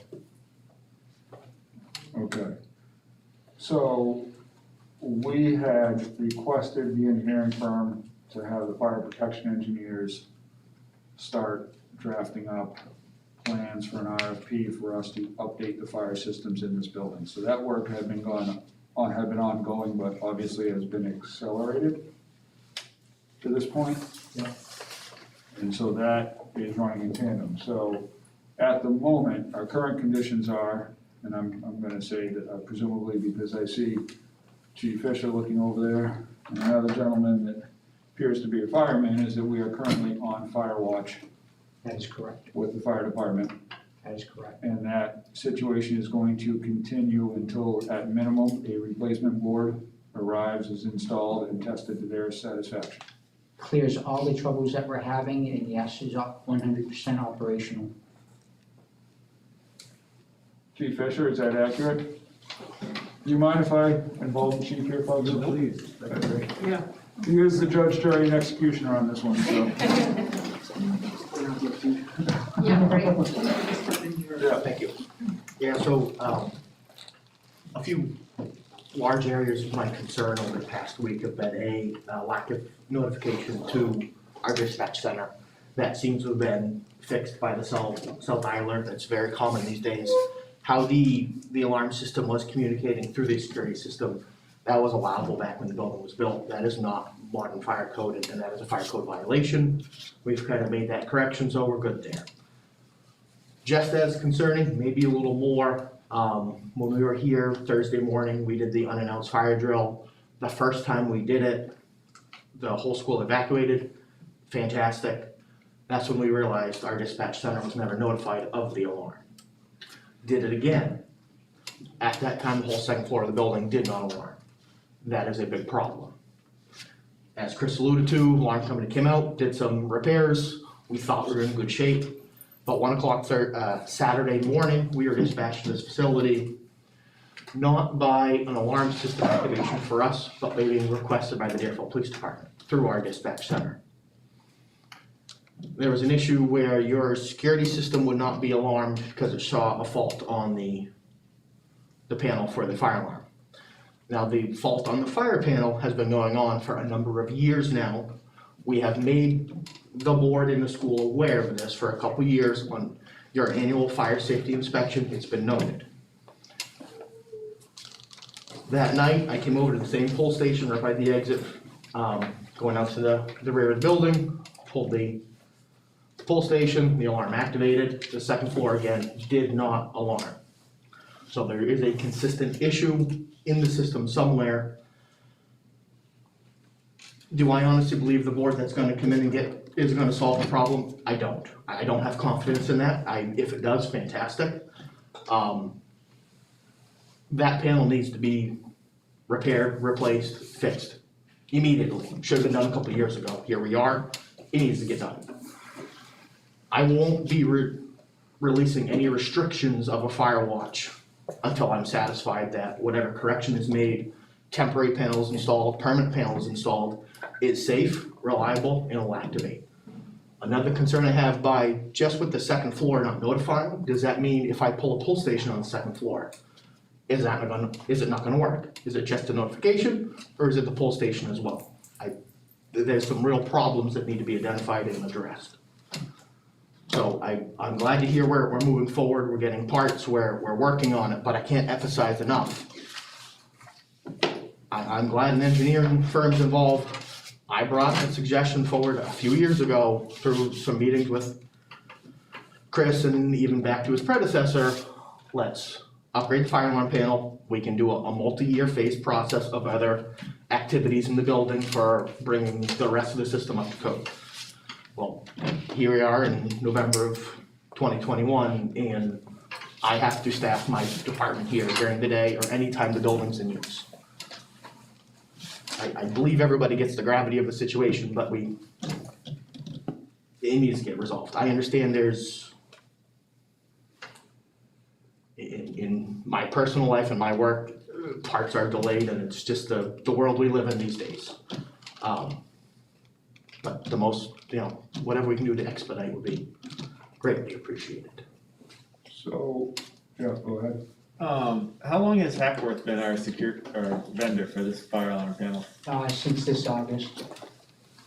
Should we consider, given the severity of the situation, getting another alarm company to take a look at this and see if they can troubleshoot it? I mean, And or just, Tara, did Hackworth give you an idea of when they could just put a temporary panel in? Or approximation on cost, if we just said, $7,000 for a temporary panel. And this temporary panel is just a temporary panel. It's enough just to carry our 16 zones with no room for anything else. Are we paying your Yes. department personnel? Yep. How fast is it gonna take us to get to $7,000? So I did go to this school, so I'm gonna have to try to do my math. That stings there, Chief Bishop. I'm glad it's $25 an hour plus FICA in there. So if we just use $25 an hour, let's say it's a 10-hour day, it's $250. A week is what, $1,250? So We're working our way towards. 5-6 weeks. So if you were to call Hackworth and say, install the temporary panel, when would they be able to do that? I don't know that. I can find that out really quick. So I am, in an effort to resolve the problem, going to make a motion that we ask Chris to contact Hackworth and have them install a temporary panel at the estimated cost of $7,000. We have had the funds set aside for updating the system for a while. It may be a temporary update, but it's certainly a necessary one. Second. And I'll look for a second. So we have a motion by myself, a second by Mr. Kelly. Do we have any additional discussion regarding this? Yeah, I would like to, again, amendment to your motion, that Sure. if Packworth can't supply an adequate time, we reach out to other alarm vendors in the area that could possibly furnish it sooner. I know the town has a relationship with a company as well, so it may be worth reaching out to them. Right, is the town using one company for everything? Yes. And I know there's a number of them, they're scattered throughout the state, but I would most certainly say just find out who you can get here and be done with it, and let's just not talk about it. Because we've been down this road before, if it's guesstimated at 7,000 and you approve 7,000, it comes back at 8,000, we're now 2 weeks out. So can we up to whatever the price is? So, did you make, was your? I made an amendment, so yeah. So amend your amendment to include $10,000, please. Whichever security company can get you the quickest in an amount to spend up to an amount of $10,000. Second. All right, all in favor of the amendment to the motion? Aye. Aye. All in favor of the motion? Aye. Fix the problem. So just to add, right? Going down this road, fixing the panel, putting in a temporary one. There's no guarantee it's gonna fix the issues on the second floor or anywhere else in this building. If there's still issues on the second floor and anywhere in the building, not getting notification, pull handles aren't working, the fire watch is still in place. So if you notify us that there's something else and we need to provide additional funds, we will have another meeting, we will address it. Fantastic. I just don't want the idea of if temporary panel comes Friday and everything works. No, the contract is to make sure the temporary panel works. Yeah. Yeah, I mean, second, I mean, we should really have a troubleshoot the entire, I mean, I assume Hackworth has come out and troubleshot the entire system and tried to, Yes, our starting point is at the faulty board. yeah. We have, I don't know how many devices on the second floor. I would ask that they put in something non-proprietary. So that we are not rope-a-doped into some contractor. I want parts that down the road, if this thing is living there for a year or two, that we are able to actually continue to repair it. Certainly, Does that give you enough leeway, sir? it does. Mr. Fisher, are you satisfied that we're taking enough action to hopefully remedy the situation? On a temporary basis, yes, this is not a permanent solution, and a year or two is not something I'm in favor of, so we need, The engineers are working on it. through a fire watch, and I've heard comment that it's gonna be tied into the expansion of the building, that's not acceptable. This is a problem that needs to move forward as quickly as possible. Yes, we need a temporary solution, we need to, make sure everything's working, but as kind of the architects kind of alluded to, there are quite a bit of deficiencies, and one of my main roles here in town is with the fire department, and we need to make sure our fire alarm system is up to date and moving forward. The conversations we've had with them is that what we install can be done prior to the addition being constructed. It will be installed with the foresight that we're going to need to include X number of additional zones. So there'll be room for expansion. And I threw out a whole bunch of terminology that makes no sense to any of us about it, doing things and stuff and voodoo and magic, calling Google or whatever they do. But is that still dependent on the bond passing? No. It's two different things, but they're designing and working on it with the foresight that we're going to add X number of additional square feet in classrooms and all of that. So they're designing a system for this building that would have the capacity to take the loading of any additions that we may add, just so you're aware. So that's an independent project with the foresight that if we were to expand the facility by X amount of square footage, then it would have the ability to handle that load as well, because presumably a fire alarm panel has so many holes in it to run so many things, and you just need to make sure it has enough holes to run all the things. But what is the timeline of that piece of the project? Because they were just saying 3 years until this is built. That's a separate engineering exercise. And are they working on it right now? Yes. Additional questions, gentlemen? Nope. That was the friendliest scolding we've ever had. I tried. Thank you very much, guys. Thank you, Josh. Hold on, gentlemen. Well, no, I don't think this is. Oh, okay, all right. This is more of a budgeting question, no, I'm almost thinking, like, so then does that mean we need to, like, what is their timeline? And if this is a temporary thing, we don't wanna get 2 years down the road and, not have it. So have we, do we need to make a motion right now to actually put together a new? We've already done that. We have. Yeah, there's an engineering firm looking at it now. And so what is the deadline? They didn't give me one today. But they accelerated the process significantly once hearing that we were on firewall. They jumped on it and are addressing it. Right. Okay. That brings us to fiscal year 2023.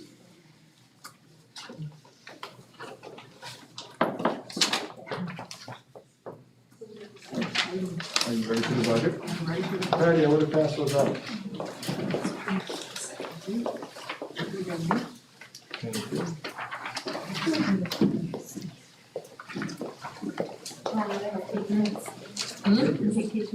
Thank you.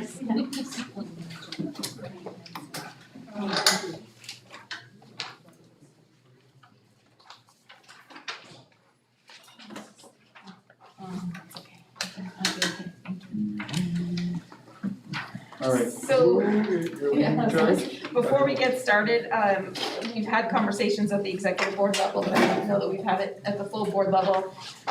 We did lose half of our business office at the SAU, and we have 2 other staff members that are having some personal emergencies to deal with, so our budgets are definitely behind. We typically, at your first meeting in November, have a complete budget for you to look at. The budget at the building level and the facilities level is done, so you have lots of information to talk about tonight, but you won't be able to flip forward to see your bottom line. I know that's, you love to do that. But at the next meeting, we will have the salaries and the benefits, which is a big chunk of your budget that's missing. Just trying to work through and get everything done for all 5 districts, so that's to be followed up at the next meeting. So Mrs. Whitty, So we are basically absent staffing. yes, yeah, so all your building level stuff and your facility stuff is in there, so I think Mrs. Whitty's gonna walk you through. All right, so Willie, lead the charge. Okay, so we'll go down most of the lines that we have, starting at 46, I believe is the first line that we're able to. Get my red lines here. All right.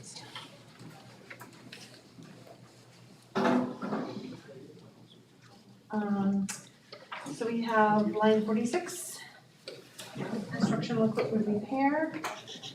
Our music department is usually, that's a line for our music department to repair instruments, and they have not had an increase in quite a few years, and over the last 2 years especially have not been able to, have not gotten their instruments repaired or maintained, so they're looking to increase that line there.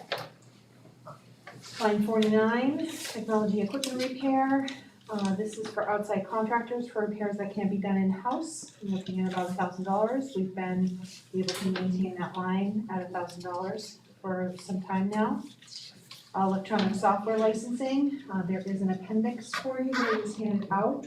It has the technology appendixes. That line includes purchases for music, PE, and library, as well as many online subscriptions like BrainPop, IFL, Learning A to Z, Spelling City, Raz Kids, Starfall, all of those things. So in the, they're not in any particular order, the appendixes that I printed out, but the Tech 2022-23 starts with that electronic software licensing, and you can see the number 21,971, and then next to it what that would include.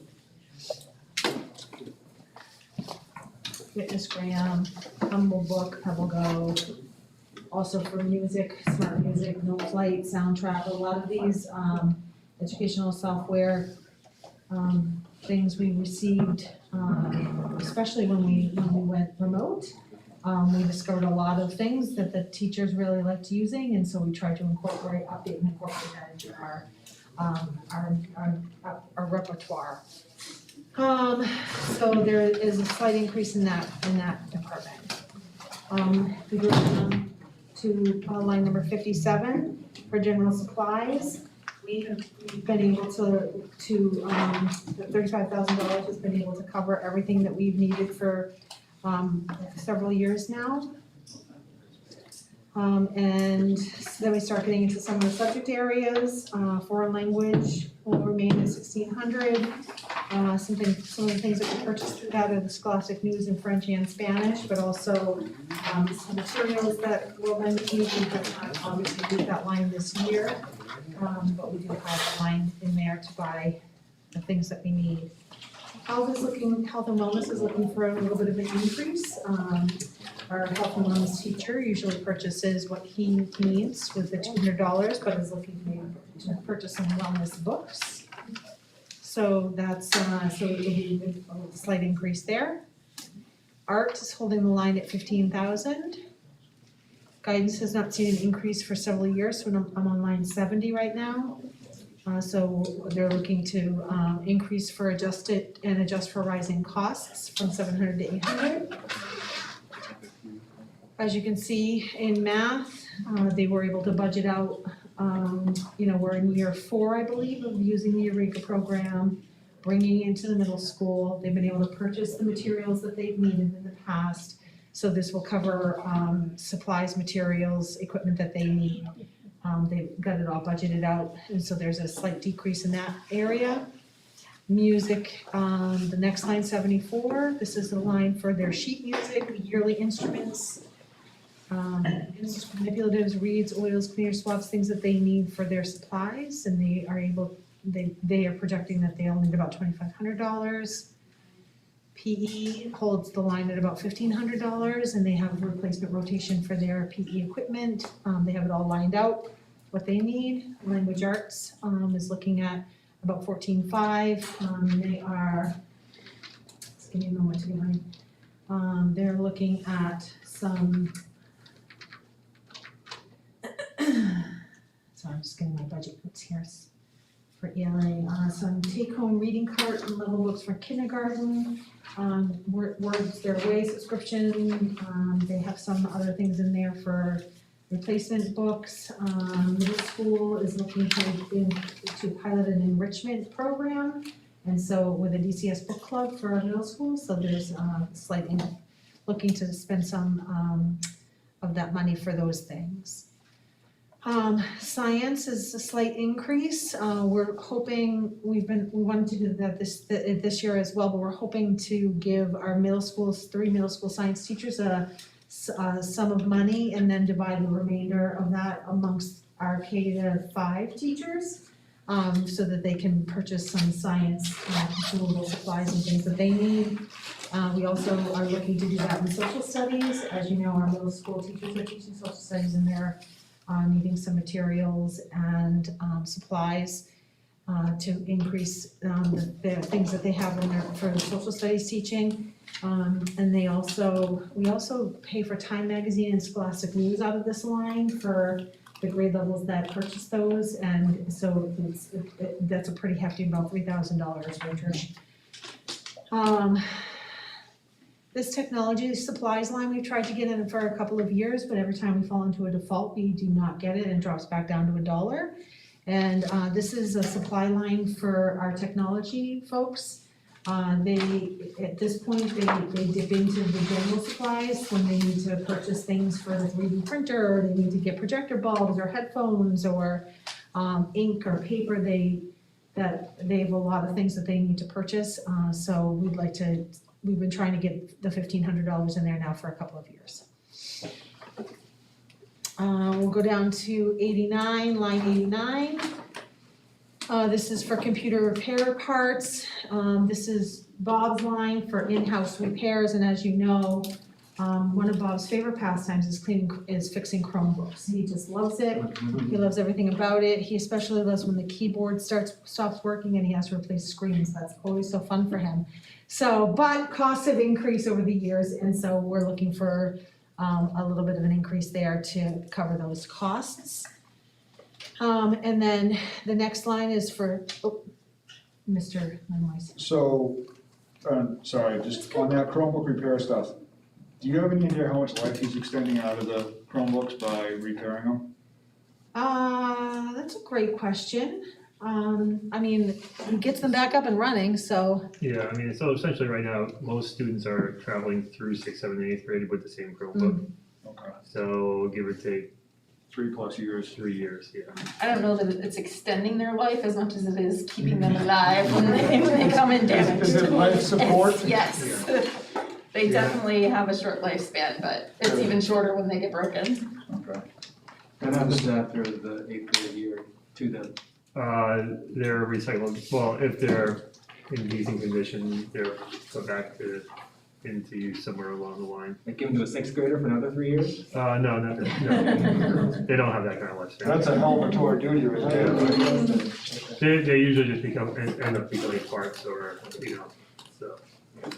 And technology is, to the point where it's almost obsolete at that point. Well, so I guess the question that leads to is, sorry, but the $8,000 or the $10,000 of repair parts for the Chromebooks,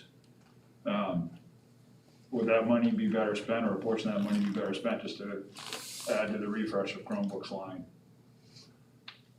Are you spending $100 to repair, what's a $100 Chromebook, or should we spend that $150 and replace the Chromebook? It's certainly been a discussion. We've gone back and forth with how to get that covered. It's worth a conversation, I guess. I can't give you a solid answer, but it's definitely worth a conversation, and I'll let our tech folks know if you're asking about that. And if Bob's spending time on that, what are they not getting to that might be more valuable? Or is it just the value of the time in general? Right, for sure. Scrolling down on line 91 for software regular ed program, this is where we get our Windows upgrade, Google Enterprise, so it's different than educational software the teachers are using. Eureka accounts fall into this line. Again, if you look at the proposed technology appendix, you can see where that information is, or what that is being spent on. Going down to line number 96. Originally, last year we had the band risers in this line. We had a phase for the library in this line. We were able to use that generously. The board gave us money last year to get those things, so we were able to drop that line down to $2,500 and have talked to our music teachers, Melissa and Michael, to see if they would like to purchase some new band instruments. We thought maybe we'd be able to get, I don't know, 5 or 10. And Brian went up to speak to Melissa or Michael, and you know how much a new instrument costs? Roughly $1,000. Roughly $1,000. But Two things. yeah. So we're looking at new used band instruments. Yeah, so we figured $2,500 would get us maybe a couple of nice new used instruments to replace some of the instruments that might be falling apart. And that Can I was, ask a question about Yeah. that? So you have a repair line for instruments. yeah, so those are the current instruments that we do have to get them cleaned and repaired Right. and. And these are, because there's also students when they come into band, like in 6th grade or 5th grade, or 4th grade, they have the opportunity to, they have their own. So these are instruments that are used during music class, these aren't. No, these are, we do supply instruments to sometimes to families who can't afford that, and we seem to be seeing that a little bit more and more lately. The average, a band instrument is anywhere from $30 to $60 a month. So we're trying to look towards the future and hoping that the economy eventually gets better, but what it is right now, we also planning for a worst case scenario, and we don't want to lose kids to band because their parents can't afford an instrument. Have you looked into or gotten the impression that that is a limitation, that some students choose not to participate because they don't have an instrument, they can't afford it? Mhm. That is a decision that they're making. Okay, great. So on line 98 now with new furniture fixtures. Again, this was a line that was used for, in the past was used for the library phase. We were able to complete that phase. So this is, we're looking at, and especially considering our expansion possibilities, getting some new classroom furniture, looking more towards the 21st century, some future learning. So we budgeted about $2,500 in that line, hoping that we could maybe bring in some, we have a lot of stand-up desks at this point, but bringing in some tables that are easily moved, or some new seating arrangements for kids in different areas of the school or in classrooms. And then new furniture computer equipment. We did move, there's $3,000 in this line, but we did move some of that money to instructional equipment replacement. And that's 2 lines down at 103. We're looking to, we have a couple of carts still in the hallway. Bob has been trying to break down the carts and have the jar systems in the classrooms. So he has been able to do that in all of our middle school classrooms, so there's no more carts at the middle school. We have the jar systems in the classroom that kids plug their computers in at the end of the day. We've been able to purchase a couple more this year, and he's working on 4th grade right now, getting jar systems into the 4th grade. And he would like to continue building those jar systems for 2nd grade, I think. And was there any other grade? I can't. No, 2nd grade. 2nd grade is, right now. yeah. So that's, that line is what that line is. Line 105, furniture fixture replacement. This is the infamous Mr. Grieve line. He does an awesome job replacing furniture for classrooms, for teachers. If a teacher needs a new desk or a new chair, this is the line that it comes out of. He always uses that, spends that line down. And as you can see from 2021, we really spent that line down. So this is kind of his line, right, that he uses for all of that replacement that has happened. Line 106, yes, me. What was that last year, the 57? That was like all of the, like the, what are some things that we bought, like the, things that the board had given us permission to purchase for, the library, library furniture or, All you guys, the space Yep. out, everybody, all those things. a lot of the stuff was paid for with the grant, but on top of that, we bought the huge new cabinets that are on the stage to hold the, Theater production stuff, these tables. Yep. So some of this was paid for from the grant. Correct. But it's still, because the grant went into the general fund, this is still in our budget, because the grant sort of was combined as just as regular income. Is that a fair statement, or should that have been separated out if it was paid for by the grant? yeah, this line does not have a grant stuff. No. So It would be separate. this would not be Yeah. paid for by the grant, okay. No, there would be nothing. We tried if there were instances when we thought we were gonna purchase something, we may have used grant funds and held off on a purchase, but it's completely separate from your budget. Yeah, I'd be happy to get a breakdown of what that money was, how we spent that money, and by me, I mean you. Can I make another request for the next time we look at this? I would love to see the budgeting for 2021. Can I see a column before where this column starts? Oh, you don't have that on there? Yeah, it gets crowded because of the default, so I would think you would, is there something that you wanna shrink so we can get that in there for you? Cause I know what you mean, it just gets, Yeah, I know what you mean. We jump from column B to column R, and there's Yeah, right. a bunch in the middle there. yeah, she has lots of history, it's just a matter of getting it in the sheet. It's all the years, yeah. Yeah. I mean, if anything, Nate, for the 2021 actual, you really wanna see The voted amount, right? do you wanna see the voted or the actuals for 2021? The That is actual there. year, no, The I mean the actual's budget. there. Right, but because- I'm saying, do you wanna see the voted amount for 2021, is that what you're asking for? Yeah, I guess that is what I mean, the voted, because what we voted and what we intended to spend it on didn't end up coming into fruition because it was a crazy year, and so we spent stuff that we, it just went all over the place. And I think looking at, So I think it might be better just to ask Amber to pull on as a separate printout, because I suspect the columns are already existing there. Yeah, they do. Yeah, They let's do. Do you wanna just get a standalone? I'll see if she can squish them a little bit okay, and try to fit it in. bring my glasses next Or time. do you wanna just have a standalone that shows proposed for 2021 and the actuals for 2021, so just a separate?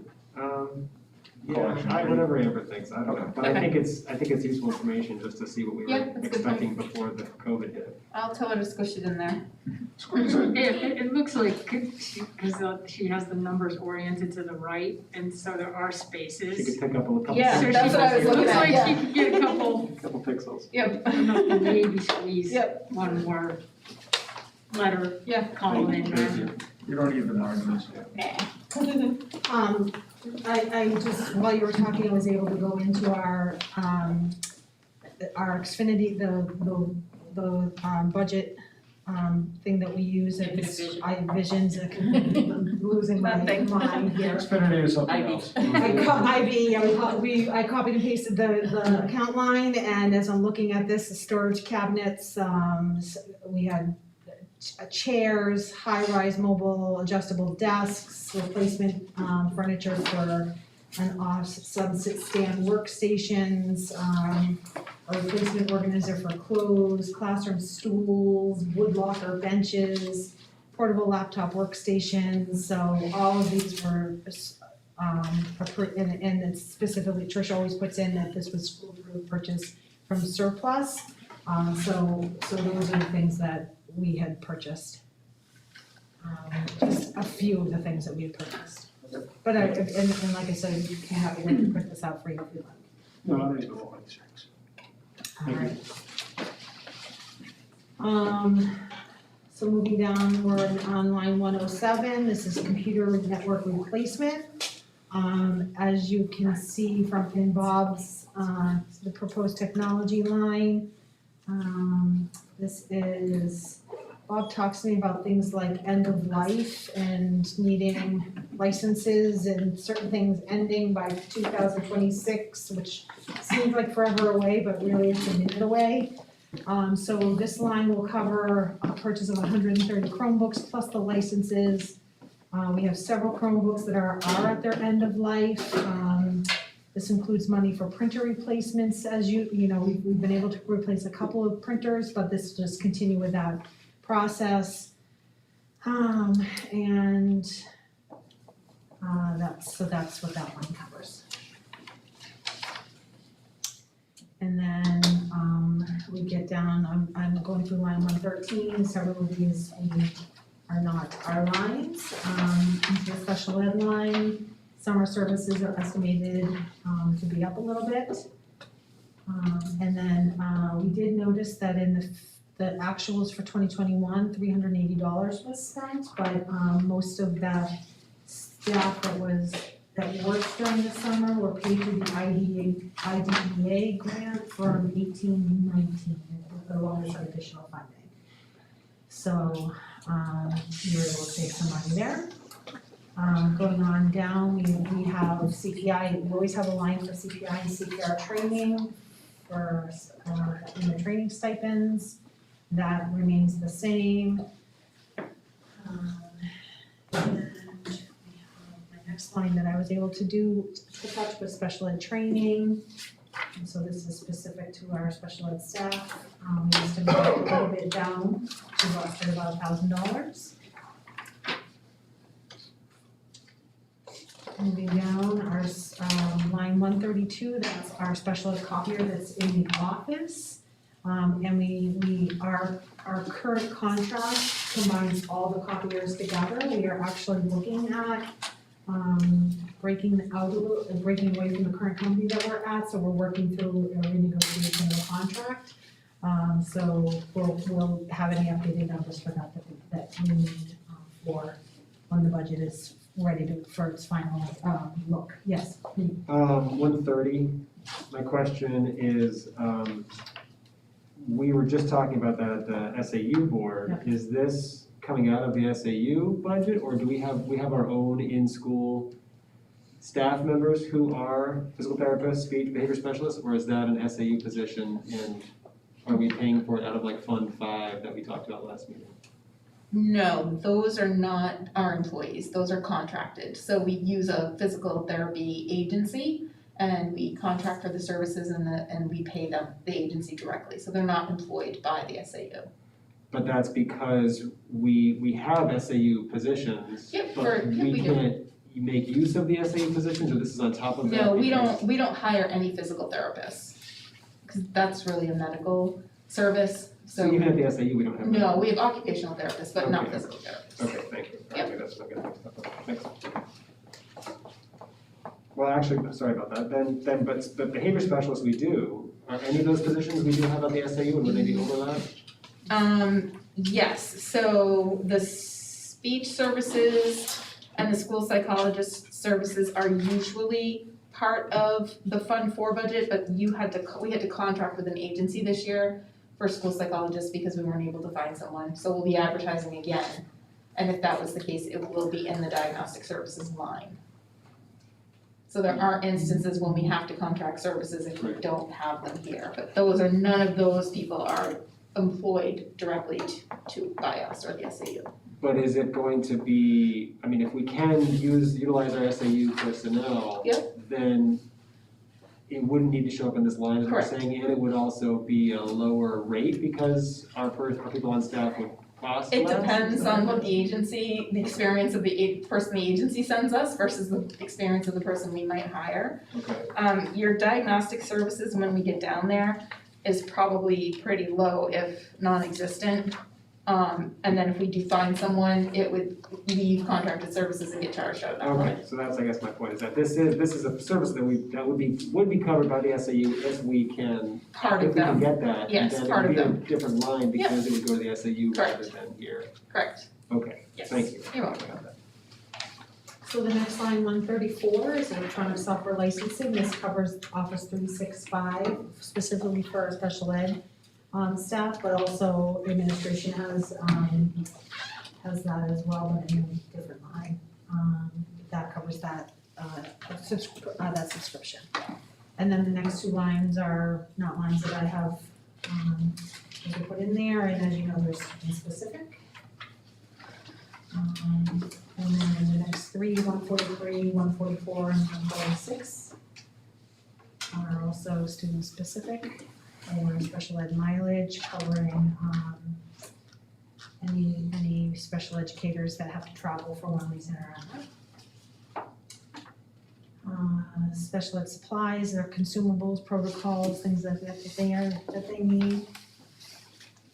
And then we go down into line 150, again, looking at some adaptive furniture that is needed. Specific computer and network equipment that's needed. Student specific. And then we can get down into line 158, so this begins our co-curricular. There's an appendix that I handed out to you, we'll go back to co-curriculars as well. And this year we had made if you look at the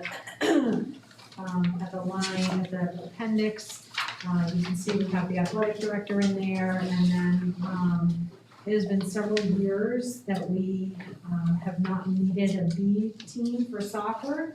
So we are the A boys soccer coach. We decided to do 2 coaches at 1,200 and 2 girls coaches at 1,200 because essentially they're both doing this the same amount of work. So for a while we had the A boys soccer coach and an A boys soccer assistant coach that was making, I believe, $700, and we decided just to take the boys, the B team, and then just have the 2 soccer coaches for A and the A team, and then but we did keep a A and B team for basketball because we have had a B team for basketball for a couple of years now. Anytime that we do need to bring in a B team, we certainly will consider that, and try to work within the budget that we have. Yeah, question. Yep. Question, why do we pay the cheerleading coach less money than all the other coaches? Do they not practice as often? I don't. Correct, yeah, and it's a pretty short season. They're maybe like 2/3 of the basketball season. Okay. So it's a very limited program. Okay. And we have not had it for a couple of years. It's one of those, as Brian says, one of those sports that comes and goes. Zach, I heard said you wanted to do it this year? I think so, I think we're gonna sign them up. We have that in the budget, don't we, Trish? Sign me up. With that. To that extent, looking at that, same thing with the assistant coaches for baseball and softball. It seems like the common theme is that the coaches are $1,200, whether they're assistant or not. On the other sports, should it be consistent across the board? I mean, ideally, yes. I mean, I would support that. They do just as much work, so. Okay. We can revise that for We the can next one. revise that. Yeah. I don't know, what's the board's take on that? I would concur. You're saying it again, you're saying it for the assistants? Yeah, if we're paying the assistants for the other sports the same as the quote-unquote head coaches, shouldn't it be consistent across baseball and softball as well? For which ones are we paying the same? Soccer, And basketball. basketball. And so my thought is, and realistically, if there is no cheerleading, I would just move the money from the cheerleading line down to $1 or zero it out and then just slide the money over, and that'll get you all but $100 away from the line.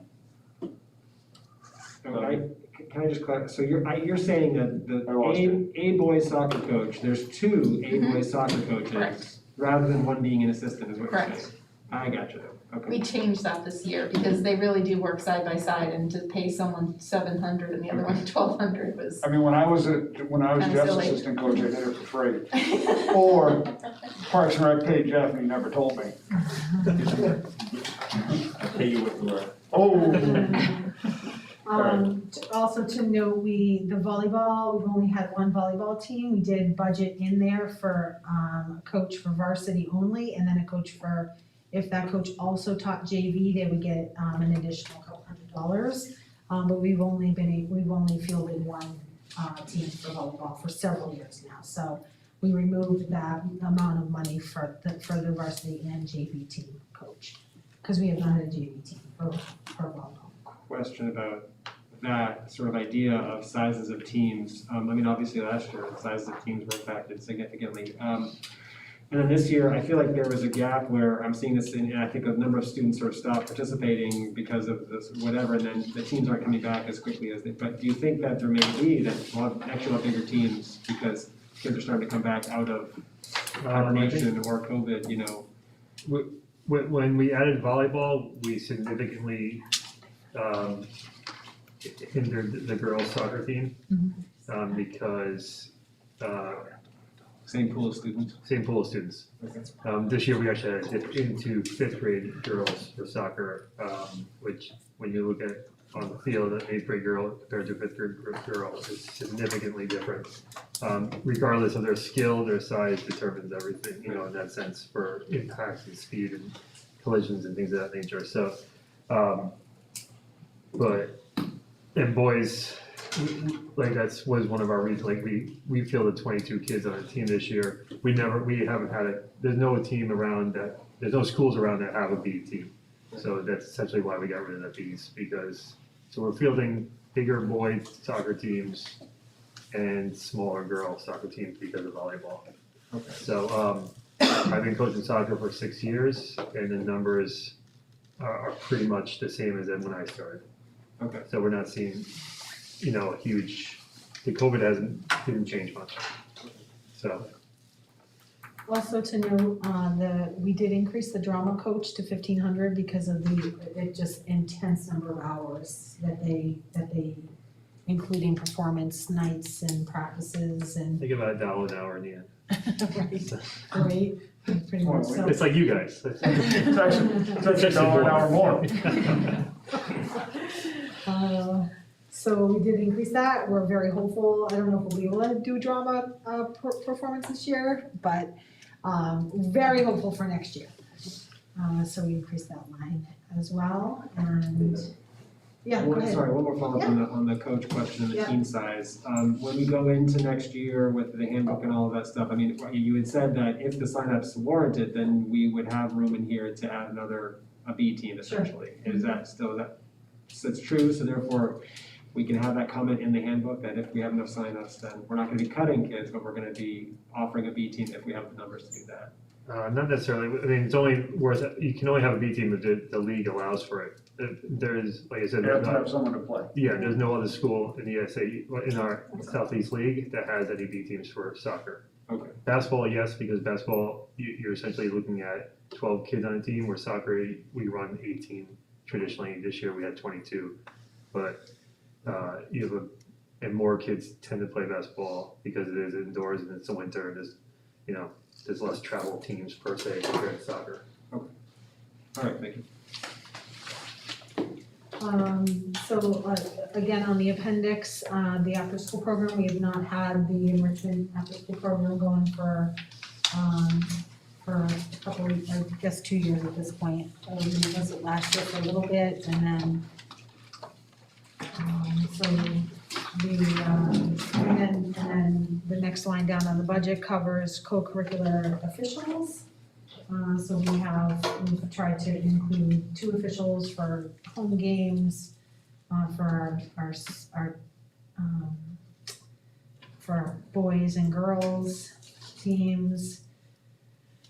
And then we do have our dues, co-curricular supplies, covers uniform replacement, musical rights, sports supplies, balls that need to be replaced, that type of thing. And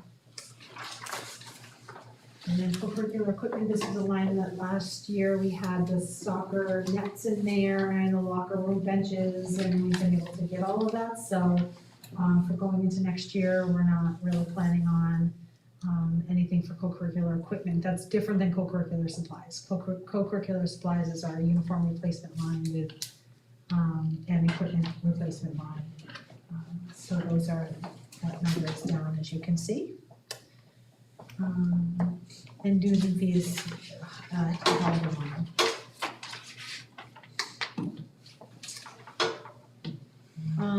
Let me go through a couple of lines. No, 177, I believe, is the next line. That covers, it's another technology line that covers Dibbles, Fitnessgram, and Teaching Strategies Gold, which is a preschool program used for all of our preschoolers. So we'll cover that line covers those things. Then we get down into our nurse section, health section, and her lines pretty much held the same. the health equipment, the calibration of her audiometer has gone up slightly. And this next year will be the year to replace some of the health books that she has, those health books that come out every other year. So she was looking for an increase in that line. Other than that, those lines help. Yeah. So real quick, why do we see the reduction? Does that have to do with what Nate was asking about on the nurse salary? No, we just don't have the salaries in there yet. Gotcha, okay. Sorry. So this will hopefully at the next meeting look vastly different as far as. The bottom lines, Bottom yeah. lines, yeah. But going back up, sorry, real quick, 175 diagnostics, that's what. That's what you were talking about earlier. Some of the Yep, SAU? yep. So if we're able to hire someone, then that salary would show up there instead of contracted services. Thank you. Yes, right.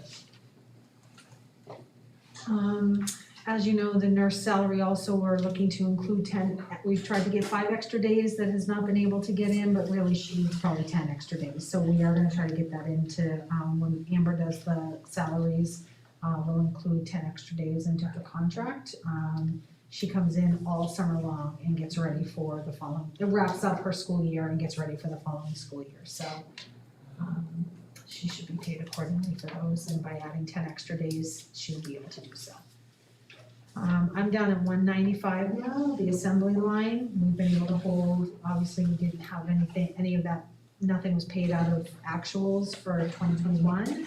I'm not sure if we have nothing planned right this minute for 2022, but we know that the line is available for us, so we're holding that line for next year as well. Curriculum stipends, we've been able to hold that line at about 12,000. Our actual for 21 did go over a little bit. We needed to pay for some GLL stipends out of that line last year. But $12,000 does seem to cover us, and this is the line that we pull out for teachers who do summer work over the summer or throughout the school year. If they work beyond the school day, this is where we would pull a payment of that.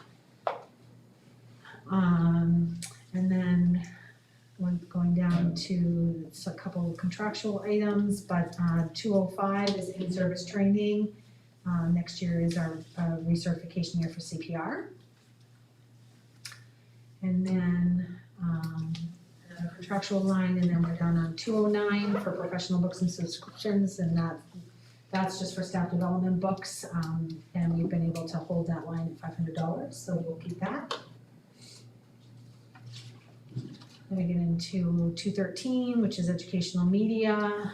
So for some of those lines, you'll see electronic subscription licensing. This holds, that line is for Atrium and network utilities. Those aren't library subscriptions, those are school-wide subscriptions? That Atrium and network utility is, I'm pretty sure, a Bob thing and a library. Specifically for the library, yeah, SAU driven, so. But it's broken out, there was a previous library line for subscriptions or for licenses. Yep, a lot of, yeah, so like, something that's used for the whole school, tumble books or something like that, or Pebble Go, something like that, that's used, is put into the regular educational software line, yes. But these two are specific for library. So like signing out books or something like that? Yes, that sort of stuff. Gotcha. Thank you.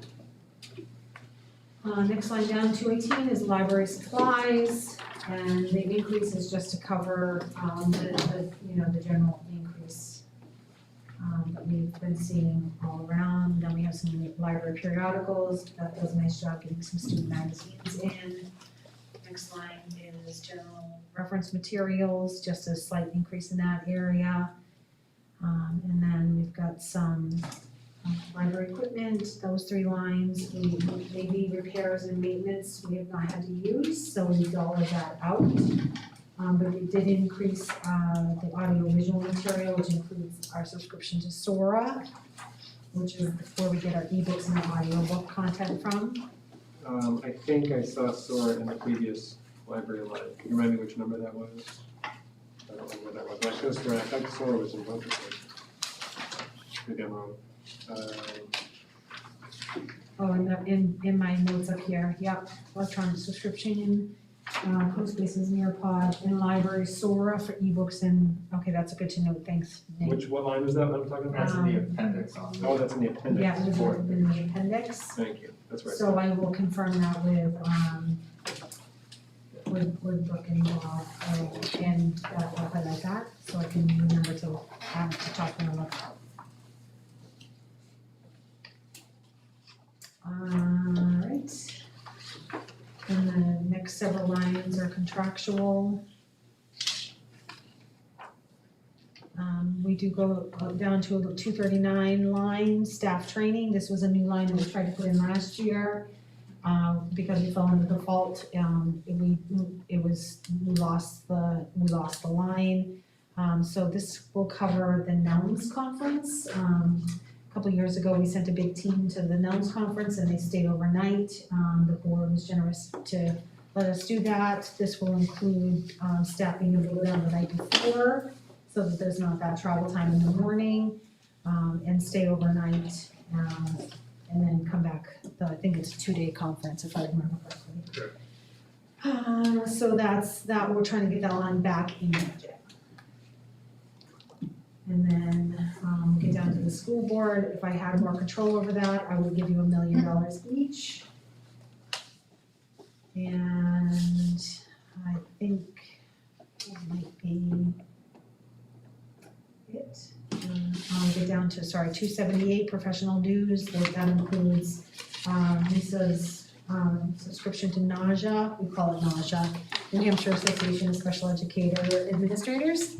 And that includes the New Hampshire Association of School Principals for both Mr. Reeve and I, and then the NELMS subscription as well. And then I believe there's a couple of others that are included in that line. And then we have our tech summer line, which is at 282. We've been able to hold at that line. This is when Bob brother, and for now it's Bob's brother, helps him with any summer jobs that he needs help with.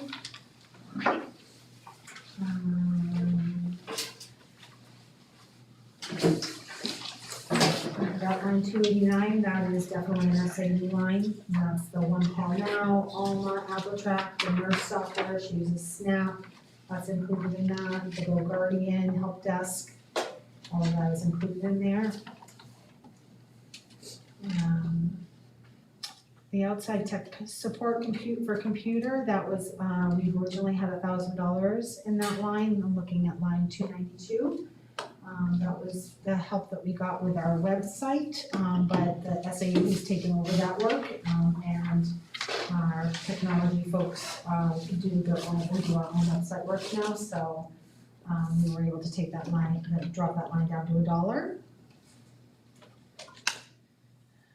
Postage was held at 2,000. Office supplies, line 298, held at 500, same with professional books on this line as well, held at 500. And the new equipment, furniture and fixtures, this is specific for office, so we'll put that back at 500. Anytime we fall into a default, as you know, we lose any kind of new money that we tried to get. And now I'm down at 303, replacement furniture. I was looking to replace something or another specific to the office or, the lobby space. And then I did line 305, I put in, I increased the commencement line. As you know, this 7th grade class is the infamous 3rd grade class that never stopped coming. Turned into 4th grade class, turned into 5th grade class, those students are graduating next year. So we have over 60 kids in that class, and so we've increased that line a bit to accommodate for that large 8th grade class. Now I'm down to operational maintenance, line 309. So the next line that I was able to work with was line 317 for cleaning supplies. Chris is able to maintain what he needs with the line with 25,000. We have 25,000 this year, and he's able to get what he needs for that amount of money. Can we look at the telephone just for a second? Was that an increase in the contract? Is that why it's in the default? Why did it go up that much? I mean, it didn't from last year, so why did we? What are you looking at? This is line 315. It was, we got 13,000 from the default last year. Why was it so much more than?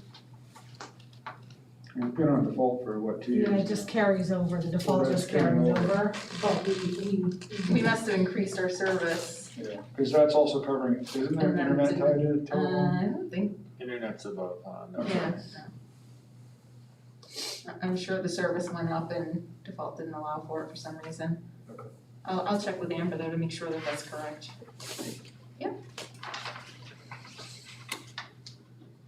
And so then we go down to line 324, and so Chris is looking to buy some new equipment, some new furnishings, some equipment replacement furniture and fixtures. He's just looking for $1,000 into those lines to replace or purchase things that need to be replaced in the maintenance department or for the school, like what are some of the things we were talking about, the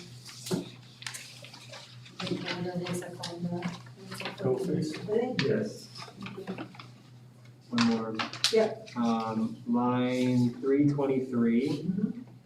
I just had my oil tank filled and it was not $1.60. So is that a realistic thing? If heat's going up, we need to be budgeting a bigger number than that. We have been typically going out with the town, so I'll ask Amber if that's been done. But we typically do get a set rate. I'm not sure if that's it, if that's an old one from last year and it hasn't been done yet, I'll find out. She didn't mention it. That's a great rate. She'll be here at the next meeting, and I'm sure there's gonna be some changes to the budget between now and then, but I will ask on that one.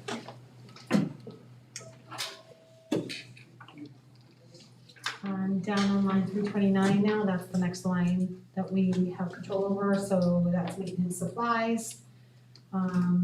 And again, there's an appendix for all of this. The maintenance supplies includes things like air filters, paint for interior, exterior, gas and oil for equipment, light bulb recycling, auto scrubber maintenance, ceiling tiles.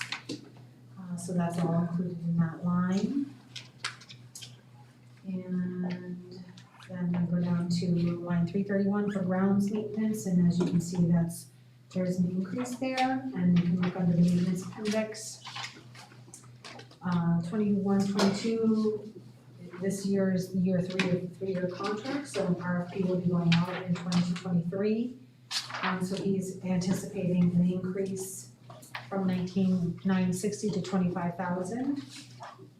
He's budgeting, guessing that would be an increase. And then we have, in that area, we also have the turf care program. We also have the athletic field maintenance, which has typically cost about $15,000 to fix sinkholes, maintain them and fill them.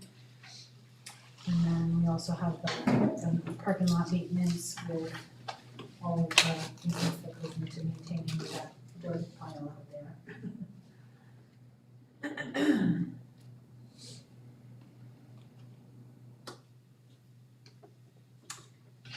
So the next line that we have is the line 333, that's equipment repairs, that's the snow blower, just maintaining the snow blower.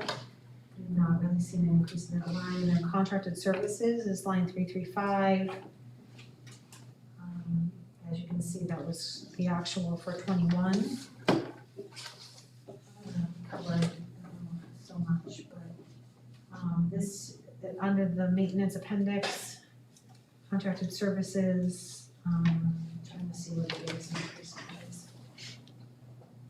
We have a new water testing, a new contractor for water testing, so we saw an increase there. We saw an increase in Casella waste. Well, we've been able to cut down a little bit because we're using our dishwasher now, but for a while we had a lot of waste with our lunch program that we had to eat from here for obvious reasons. Hampshire Fire Protection, the annual check of the extinguishers has increased a bit. I'm sorry. Hey, bud. We've got a septic tank went from 1,600 to 6,600. What are we doing? Sorry, there's a $5,000 increase in that line.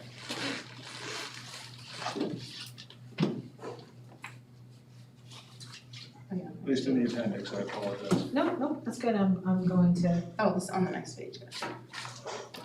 Or if we can just get an update at the next meeting. Septic tank, 21, the 2020 bill, one visit was $3,200. How much? $3,200 for it when in 2020. Is the snaking of lines or whatever that we've had to do, is that where that lives? It does, yep. Okay. But I'm happy to ask him why it went. Okay. I'm assuming he's gonna have to do that twice a year, at $3,200 or. Okay. Yeah, when Mike was here, that was a recommendation that I have it twice, done twice. Pumped or chased? If it was 3,200, that'd be 3 visits, right? No, 2, what is it, 66, sorry. And then $200 Yeah. for good measure. Okay. All right, sorry, we can. That's okay. I had meant to ask him about it for sure. All right. 3,500 is the generator, right? The generator for service. Let me get into our line 339, people transportation, these are not ones that I have any control over, but we do have, line 348, this is for athletic trips. This is our field trips, for our team travel. And then again, the field trip line, 350, and this is the line that last year, for 2 years, we tried to get the $10,000 in there to cover the 6th grade science camp. So we'll try it again. And then several lines here, I think that's always covers what I, So, I think what I would say, this is primarily in an effort to be quasi-respectful of the chief's time, because I think we kind of indicated to him that we try to wrap up around 9 o'clock in an email I saw. If there's any questions that the board members have regarding the budget, I'd say throw them out there, or if we can come to the next meeting with questions, or if you want to email them in advance. I think that's the most efficient way for us to kind of process this. Obviously, this will look different when the SAU has a chance to populate the rest of the lines. Is that a reasonable approach? Yes. That being said,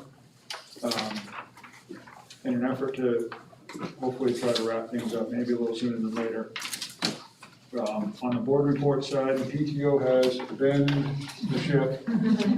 So we will not have a PTO report. Has the executive board met? No, but the full SAU board met and passed the budget last week. Okay. We'll be seeing that, some of that's already in this budget.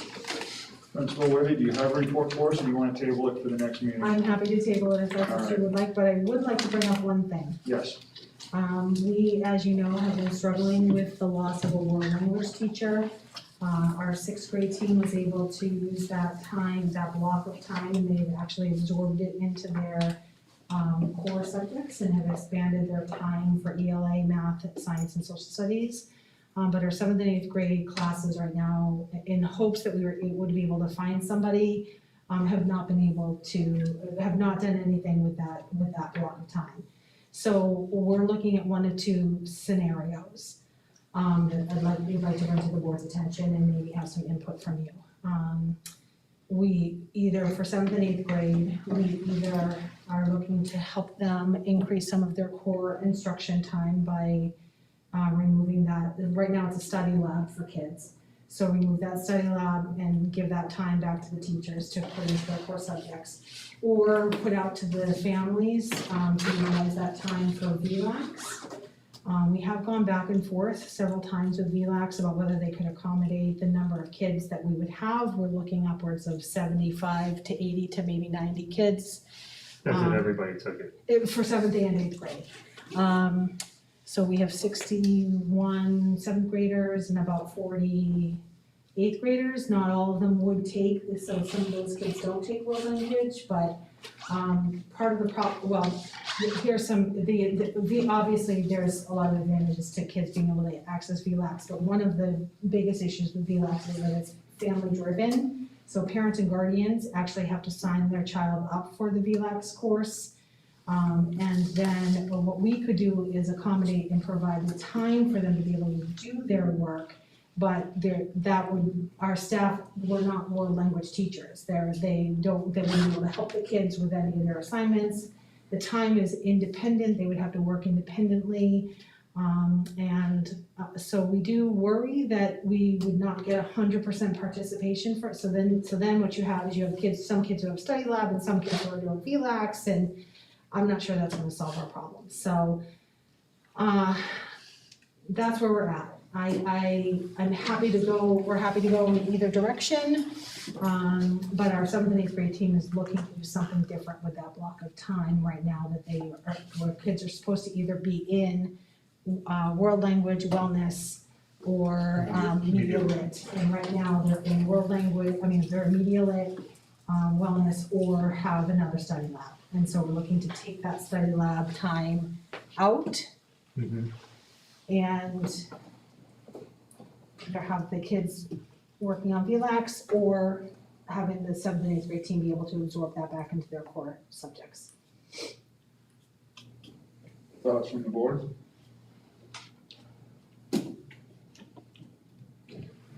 I would defer to you guys. I don't pretend to know how to answer that question. Go ahead, Nate. How long are the periods right now? Roughly 50 minutes. You're gonna get realistically 5 more minutes, 5 to 7 minutes. You still have to include traffic time. So your approach would be literally just to expand the periods by 5 minutes. Yeah, right, exactly. Versus leaving the timing the same and just using that, what is it, would it be, how many days of world language? 3. 3 per week? Yes, 3 per. So they would get, 3 per subject, sorry. 6 days, yeah, 3 per 6 days. So every other day, effectively. Give or take, yeah. In my little. In a perfect schedule, yes. In Zach's world. In my little peanut brain. Right.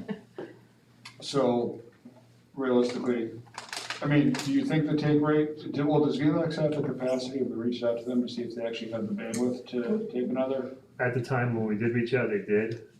We have not reached out lately, but again, we can't get parents to sign up on Alma to do their emergency forms, never mind sign their kids up for an extra course. So realistically, maybe 2 to 10 out of 10 kids are gonna take advantage of this. So, and if we decide to go the route of expanding or giving the time back to the core classes, kids can still do VLAX, but then they would have to do it at home. We wouldn't have the time to give them in school. So if we decided to go in the direction of giving back 5 to 10 minutes or so for each of the classes, They'll still have study labs. There's still 3 built-in study labs, regardless if they were taking world language or not. So. I think that it's not necessarily the time that, like Kristen and Brian alluded to, the support that kids need to do VLAX is much more than we could give them, because we don't have any foreign language teachers, which is kind of the point. It's not necessarily about the time. At this point, are you asking us to just allow you to tweak the schedule a little bit? What do you, I think we just wanted your input in for you to know what direction that we were thinking about going in. I need a translator if I'm going to Paris.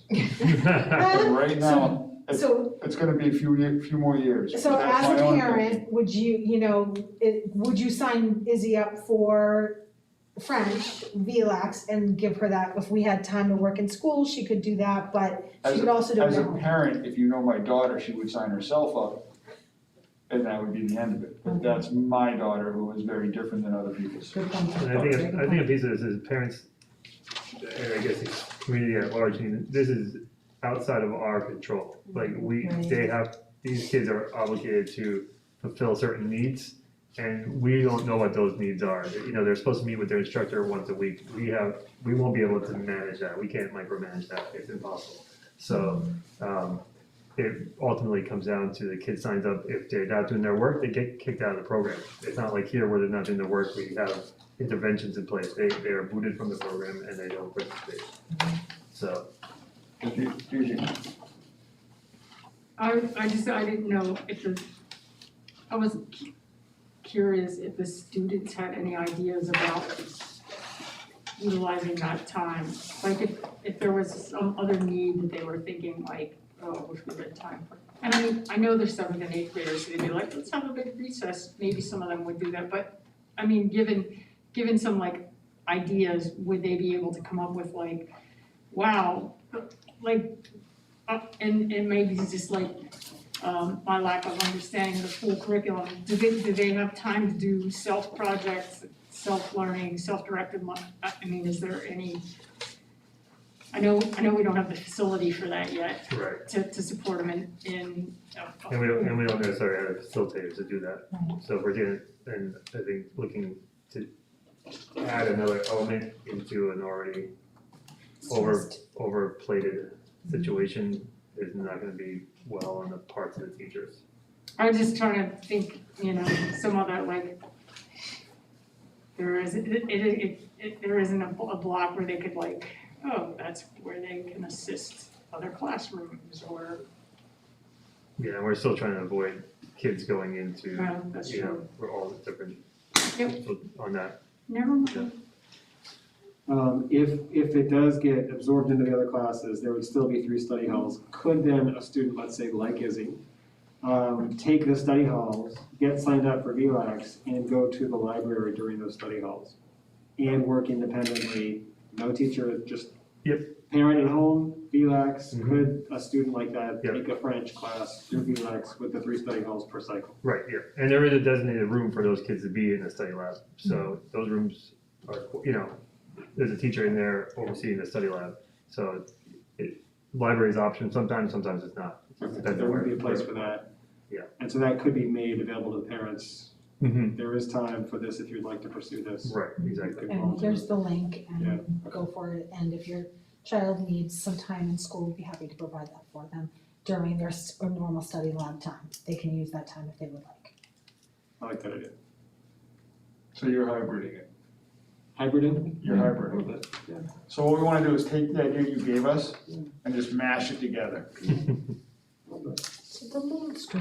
Yeah, and we can also see what the numbers are, after I a think few a big weeks. part of it If may we're be- seeing 70% of the kids are signed up, then we keep the extra 3 study labs that would have been world language, and we just keep that in place, and they don't condense, they don't expand their core subject times by a few minutes. I think it's worth, so it sounds like it's worth at least kind of bringing VLAX into the picture for the families that want to utilize it. Yeah. Good.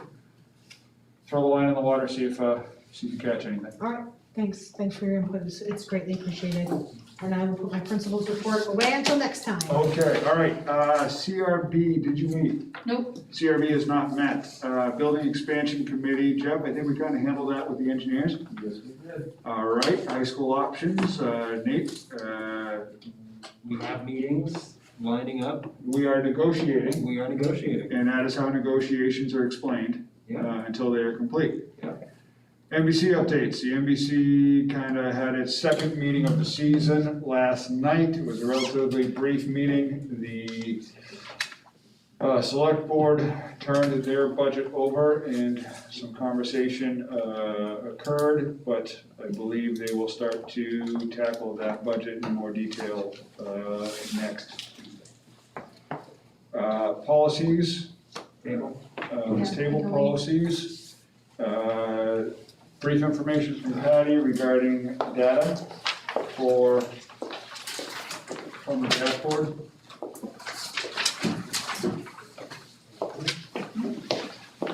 Nothing that would change Nothing that changes any anything. status, nope. All right, any questions on this, folks? Anybody? Going once, going twice, sold, okay. Public comments, looks like, Mr. Cooper, you're good, chief? Are you public commenting us? I am. Are you public commenting us as Matt Fisher or as Chief Fisher? Fire Chief Matt Fisher. Come on up, sir. Not about your policies though, but I saw at the end of the agenda and I heard it, so I wanted to jump in real quick. Yes. Okay.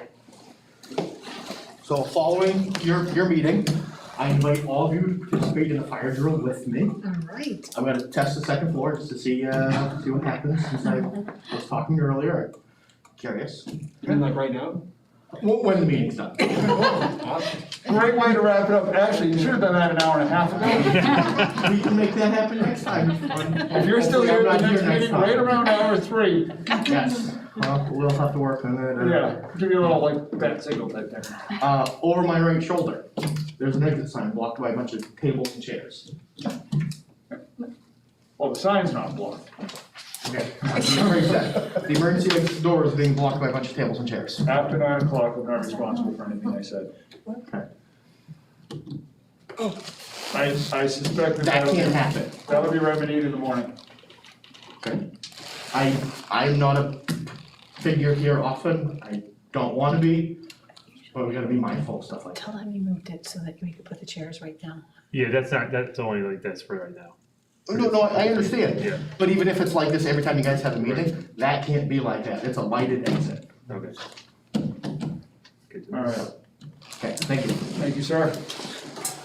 Did we have a non-public? No. We did not, all right, so, we can go ahead and, look for a motion to adjourn. Second. And all in favor? We'll give Mr. Fisher a moment or two to allow us to gather our things, he's gonna get the noise button in.